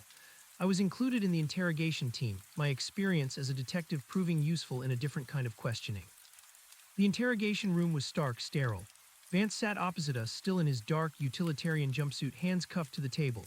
His eyes, though no longer swirling, held a disconcerting stillness, an unnerving calm. He met our gaze with an unnervingly patient silence. Mr. Vance, Dr. Reed began, her voice calm and authoritative, we know who you are, or at least what you represent. We know your organization, the Harbingers. We know your goals. Vance finally spoke, his voice low, a chilling contrast to his earlier screams of rage. You know only what you are allowed to know, a child's understanding of a universe far beyond your comprehension. We understand enough to have stopped you, I countered, my voice sharp. We stopped your manipulation of the Great Chicago Fire, we stopped your alterations in Oak Haven, we stopped you from exploiting the Blackwood anomaly, and we captured you. A flicker of something annoyance, perhaps even a grudging respect, crossed Vance's face. You are a nuisance detective, a persistent, chaotic anomaly, but you cannot stop the inevitable. The current timeline is a disease, a cancerous growth of fractured causality leading to an unsustainable, degenerate future. We are the surgeons, we are the cure. You call mass manipulation of history a cure, Thorne scoffed. You impose your will, destroy free will, all for some theoretical, harmonious future you envision. Theoretical, Vance raised an eyebrow, a chillingly human gesture. It is a truth we have witnessed, a future of unimaginable suffering and chaos brought about by the very free will you champion. The Watchers are naive, you cling to the imperfections, the random chance, the messy beauty, as you call it, without seeing the horrific destination it leads to. We offer salvation. And what about the lives you've destroyed in the process? I pressed, thinking of Abernathy, Finch, and especially Harding. The people you've eliminated, the histories you've rewritten. Vance's gaze was cold. Necessary sacrifices for the greater good, the many outweigh the few, detective, small ripples to avert a tidal wave of destruction. For hours we pressed him. He revealed tantalizing fragments of information, carefully chosen to frustrate and enlighten in equal measure. He spoke of a grand design, a sequence of temporal alterations orchestrated by the Harbingers to systematically prune away chaos amplifiers and divergence points from history. He confirmed that Abernathy and Finch were indeed key watchers whose stabilizing efforts were deemed obstacles. He confirmed the existence of other Harbingers, a network of powerful temporal operatives, each with their own specialized abilities and areas of expertise spread across different temporal planes, but he refused to give names, locations, or specific plans. "You believe you have captured me," Vance said, a faint, unsettling smile playing on his lips. "But this is merely a temporary setback. I am but one thread in a vast, intricate tapestry. Cut one and others will simply reweave the pattern. Our efforts are too far advanced, our purpose too ingrained in the very fabric of existence to be halted by such primitive interference." "We will find them," Dr. Reed stated, her voice firm. "We will find your network, Vance, and we will stop them one by one." Vance merely chuckled, a dry, humorless sound. "You speak of finding ghosts in the timeline, Dr. Reed. You chase whispers and echoes. We are the echoes. We are the whispers. You cannot fight what you cannot fully comprehend." The interrogation ended with more questions than answers. Vance was a zealot, utterly convinced of the righteousness of his cause, utterly devoid of remorse. He was not afraid, not truly. He believed his capture was a temporary delay, not a defeat. Following the interrogation, we held a strategy meeting. Anya, our remote intelligence hub, joined us via secure video conference from Blackwood. "Vance's information, however limited, is crucial," Dr. Thorne began, gesturing to a whiteboard filled with new diagrams. "It confirms the scope of their operation, a systematic pruning of the timeline, a network of harbingers." "But he gave us no actionable intelligence," I pointed out, frustrated. "No names, no locations, no immediate targets." "He did confirm something important," Dr. Kestrel interjected, his eyes gleaming. "He spoke of the Crucible, a final convergence point where the greatest alterations would be made, ushering in their harmonious timeline. He was dismissive of our ability to find it, implying it was hidden beyond our perception." "The Crucible," Dr. Reed mused, her brow furrowed. "The ultimate nexus, where they intend to make their grand design a reality." Anya's voice crackled through the speakers. "Dr. Reed, I've been analyzing the original Blackwood anomaly data, cross-referencing it with the residual temporal energies from Oakhaven and Seawall. I'm seeing something, a faint pattern, like a faint, overarching resonance that connects all three sites." Reed's eyes widened. "Anya, that's brilliant. You're looking for the signature of the larger mechanism, the true Chronomos construct of which these gears are mere fragments." "Exactly," Anya confirmed, "and I'm detecting a faint echo. It's incredibly subtle, almost imperceptible, but it seems to be radiating from a central point, a point where the geochronal energy lines converge with an unprecedented intensity." She brought up a new holographic map on the screen, overlaid with luminous lines of energy. 3 distinct points, Blackwood, Oakhaven, Seawall, were connected by these lines, and in the very center where all the lines intersected was a single, intensely bright node. "That's it," Dr. Kestrel breathed, his voice filled with awe. "The primordial nexus, the heart of the chronosapient network, the origin point of the Chronomos gears." "The Crucible," Dr. Thorne whispered, his gaze fixed on the glowing node. "Where is it, Anya?" Dr. Reed demanded, her voice tight with anticipation. Anya zoomed in on the map. The coordinates resolved, pointing to a remote, uninhabited region of the Earth, shrouded in legend and myth. "It's deep in the Himalayan mountains, Dr. Reed," Anya reported, her voice hushed. "A place known in ancient texts as the Peaks of Whispers. Legends speak of it as a gateway to other realms, a place where time itself is thin." The Himalayan mountains, a place of immense power, shrouded in spiritual and mythical significance, it fit. The Harbingers, with their grand, almost divine ambition, would choose such a location for their ultimate temporal alteration. "That's where they're heading," I concluded, my fist clenching. "That's where they intend to usher in their harmonious timeline. Vance's capture was a setback, but it also told them we're on their trail. They'll accelerate their plans, they'll gather there." Dr. Reed nodded grimly. "They will, and they will have defenses. Harbingers are not easily overcome. They will be prepared for us." "So what's the plan?" I asked. Reed looked at me, then at Thorne and Kestrel. "We go to the Peaks of Whispers, we confront the Harbingers, we stop them from completing their harmonious timeline, we preserve the true timeline." It was a daunting mission, an impossible undertaking, but after everything we had witnessed, everything we had lost, there was no turning back. Harding's sacrifice demanded nothing less. The preparations for our journey to the Himalayas were extensive and swift. Sheriff Reynolds, through his federal contacts, secured military-grade transport and a small, highly specialized team of operatives trained in extreme environments. They were not informed of the true nature of our mission, only that it involved a highly dangerous, elusive target and classified technological artifacts. They were experts in mountaineering, survival, and tactical support, which we would sorely need. Our team expanded to include Anya, who insisted on coming, her brilliant mind crucial for real-time temporal analysis and the deployment of our advanced equipment. She had created an upgraded, portable temporal scanner, linked to the larger chronosapient network data, capable of pinpointing harbinger signatures even in such a remote, energy-rich environment. Dr. Reed, Dr. Thorne, Dr. Kestrel, Anya, and I now formed the core of the expedition. We carried an arsenal of newly refined temporal stabilizers, each more powerful than the last, capable of emitting focus counter frequencies that could disrupt harbinger technology and even their localized temporal fields. We also carried conventional firearms, a necessary contingency for the unpredictable.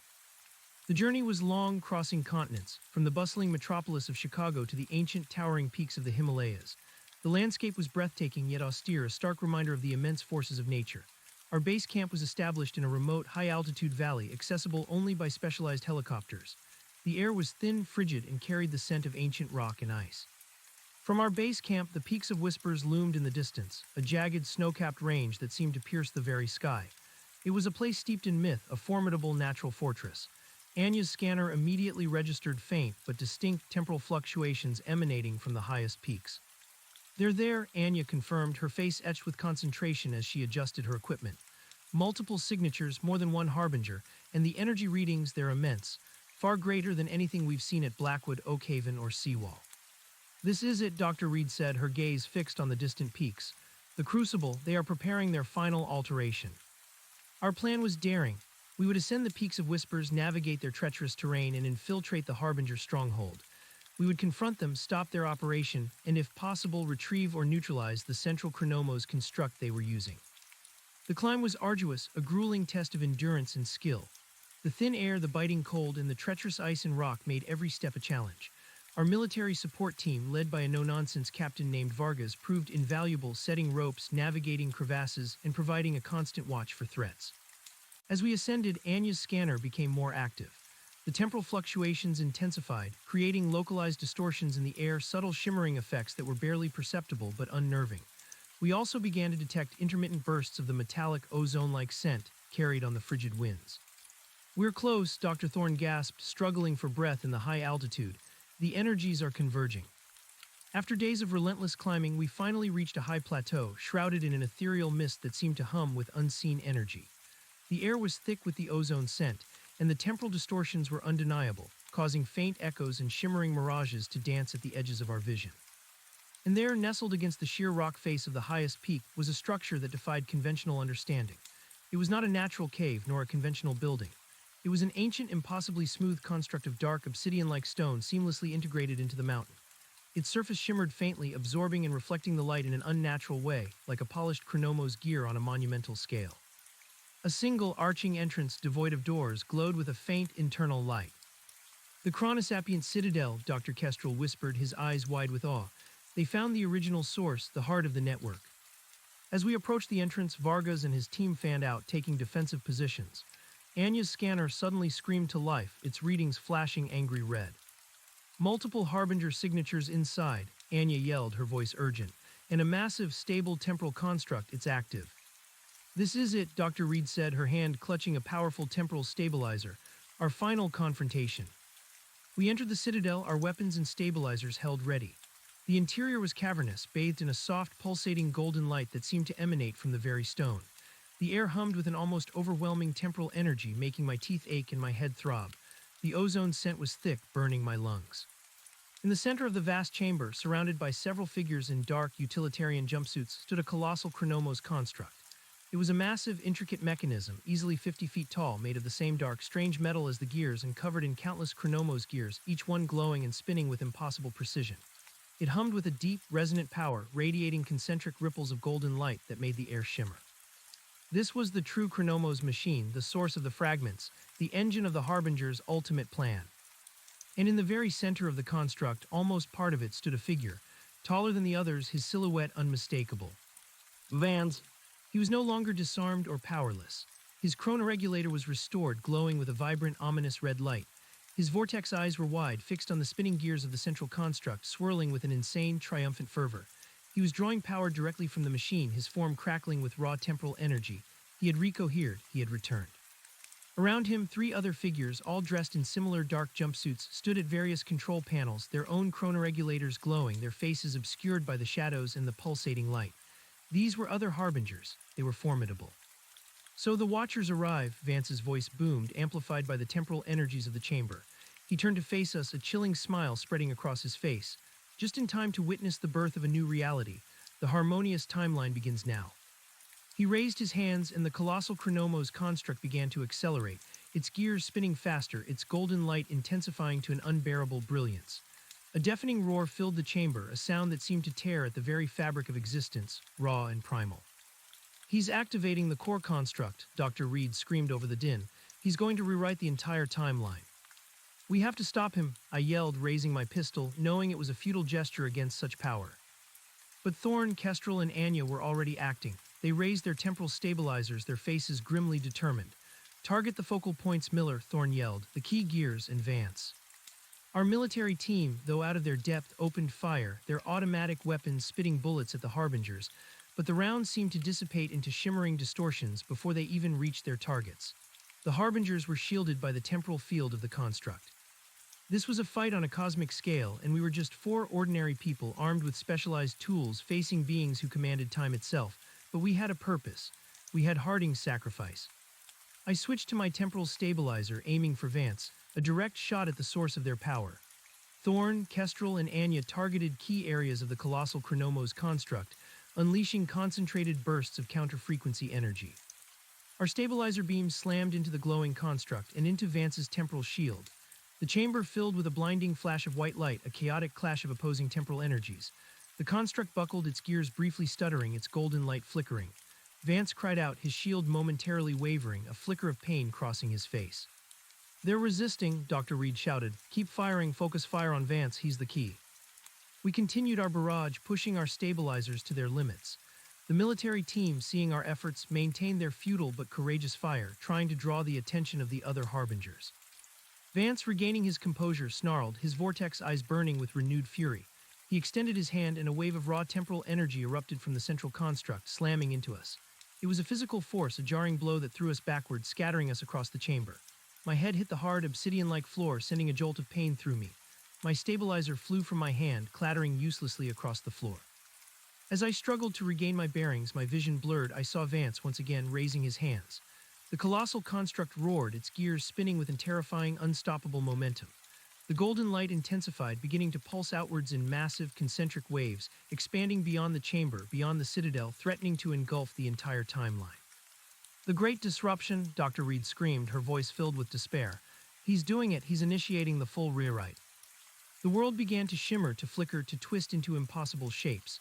The very air around me tore, revealing glimpses of other times, other realities, a kaleidoscopic nightmare of fractured causality. I could feel my own body begin to unravel, a terrifying sensation of being stretched thin, pulled in 1,000 different directions.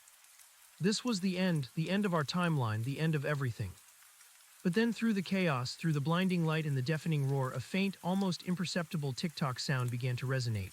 It was faint, distant, but undeniable. A single, rhythmic beat cutting through the maelstrom.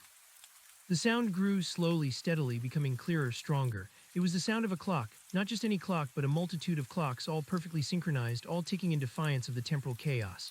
Tick-tock, tick-tock, a steady, unwavering rhythm. And with the sound, a new light emerged. Not the blinding, chaotic golden light of the Harbinger construct, but a soft, warm, ethereal blue glow. It pulsed slowly at first, then with increasing intensity, from the very walls of the ancient citadel, from the obsidian-like stone itself. The chronosapient network, the primordial watchers, they were responding. The blue light surged, engulfing the chamber, clashing with the golden light of the Harbinger construct. The colossal machine shuddered, its gears grinding, its momentum briefly faltering. Vance cried out, his face twisted in confusion and rage. The other Harbingers staggered, their temporal shields flickering. "What is this?" Vance shrieked, his voice laced with panic. "The core construct, it's resisting the ancient safeguards they're activating." Dr. Kestrel, witnessing this, let out a triumphant laugh despite his injuries. The chronosapient protocols, they're re-engaging. Silas Abernathy's final act, the stabilization of the Blackwood anomaly, must have triggered a ripple, an echo through the network, alerting the ancient defense systems. The blue light intensified, washing over the golden light, forcing it back.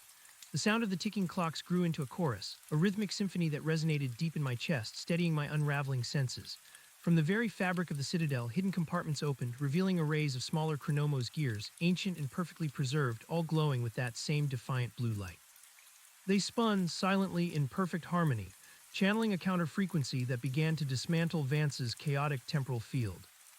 "This is our chance," Dr. Thorne yelled, struggling to his feet. He grabbed a dropped stabilizer and, despite its dimming light, fired it at Vance. Dr. Reed, too, recovered, unleashing a blast of counter-energy. Anya, miraculously unhurt, had her scanner glowing, beaming a concentrated disruptor frequency at the central construct. Vance was caught off guard. His temporal shield, weakened by the blue counter-frequency, shattered. He screamed as the combined blast from Thorne and Reed slammed into him, throwing him back against the colossal construct. The core Chronomos machine shuddered violently, its gears grinding to a halt. The golden light faded, replaced entirely by the calm, steady blue of the ancient defense system. Vance lay slumped against the inert construct, his chronoregulator sparking, his vortex eyes dim and lifeless. His form began to shimmer, not with power, but with a terrifying, uncontrolled temporal instability.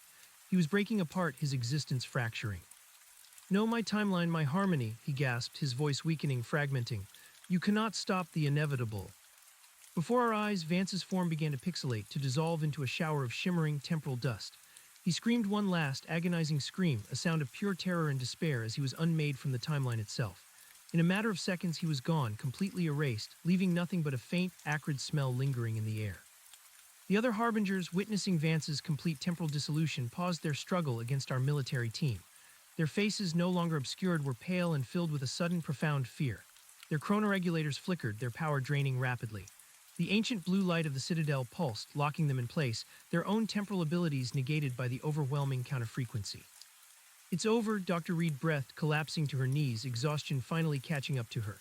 "The core construct is neutralized, Vance is gone, the harmonious timeline, it will not come to pass."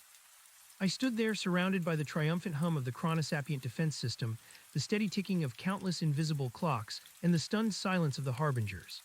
The vast chamber was filled with a serene, pulsing blue light, a beacon of stability in a universe that had almost been unmade. We had won, but at what cost? Harding was gone. Silas Abernathy and Alastair Finch had sacrificed themselves. Countless unnamed watchers had stood guard for centuries. The fight was far from over, but for now the immediate threat was neutralized. The timeline was safe.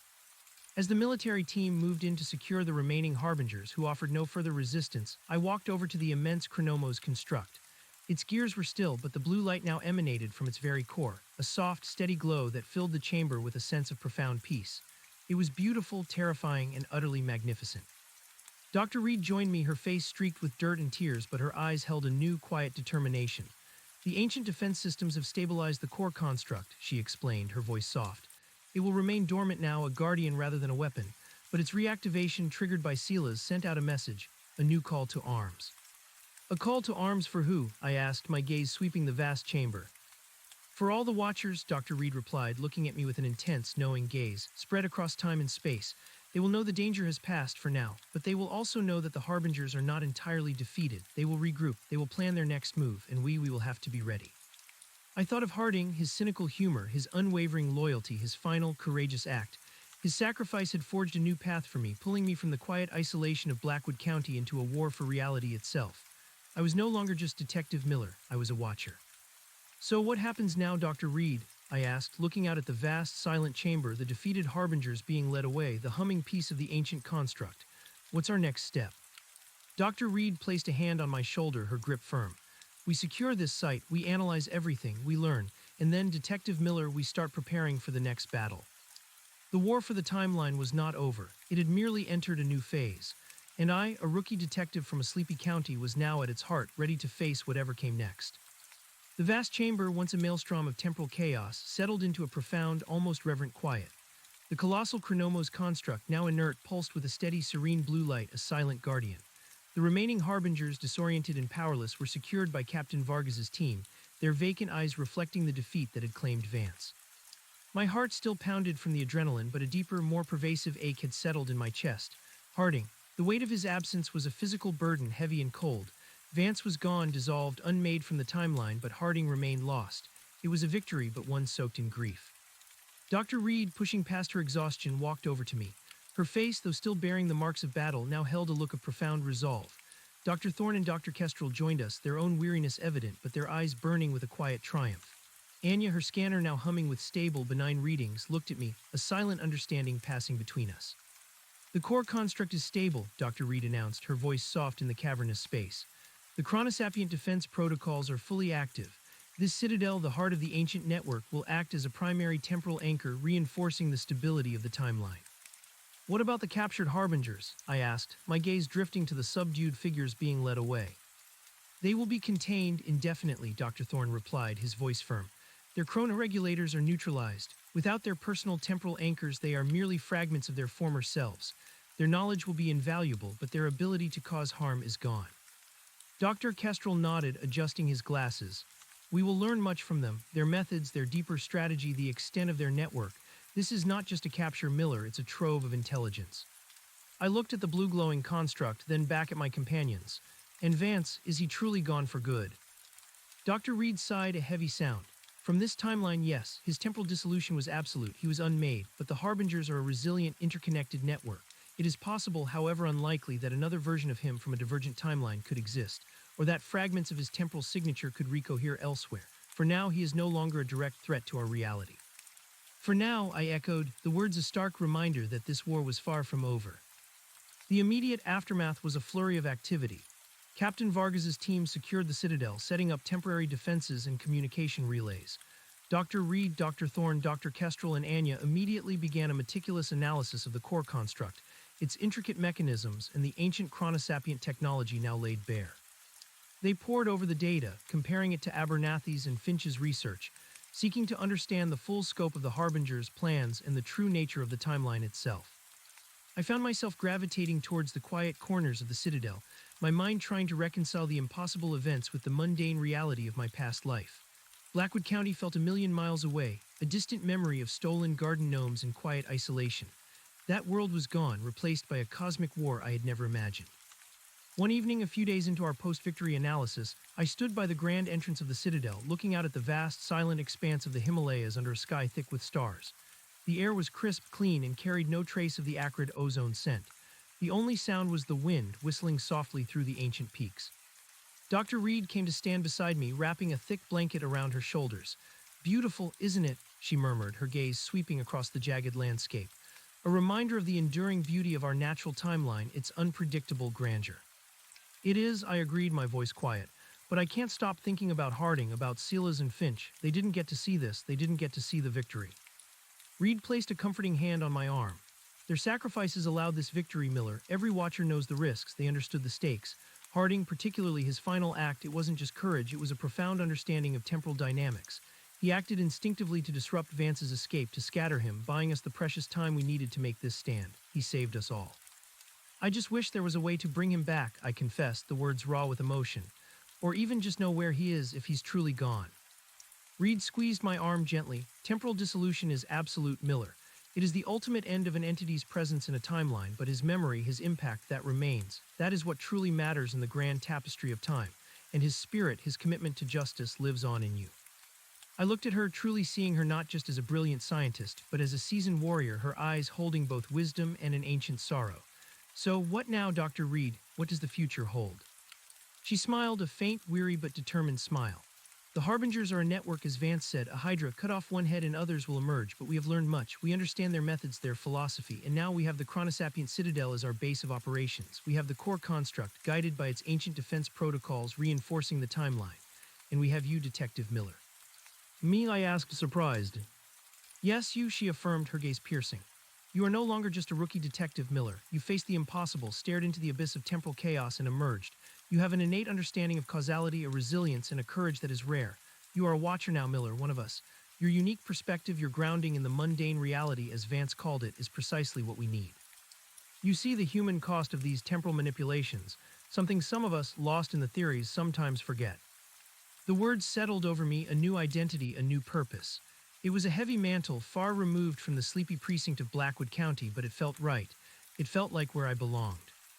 So the war continues, I stated, my voice firm, devoid of the previous uncertainty. It does, Reed confirmed, her gaze sweeping back to the star-filled sky.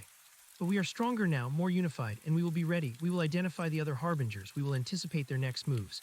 We will protect the delicate balance of time, ensuring that the future unfolds as it should, with all its beautiful, messy, unpredictable chaos.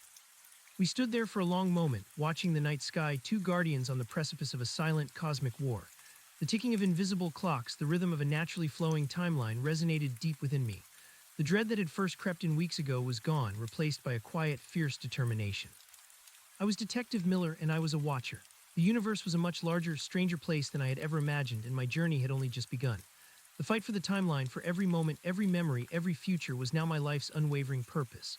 And for Harding, for Silas, for Finch, and for all who valued the true timeline, I would stand guard, forever vigilant.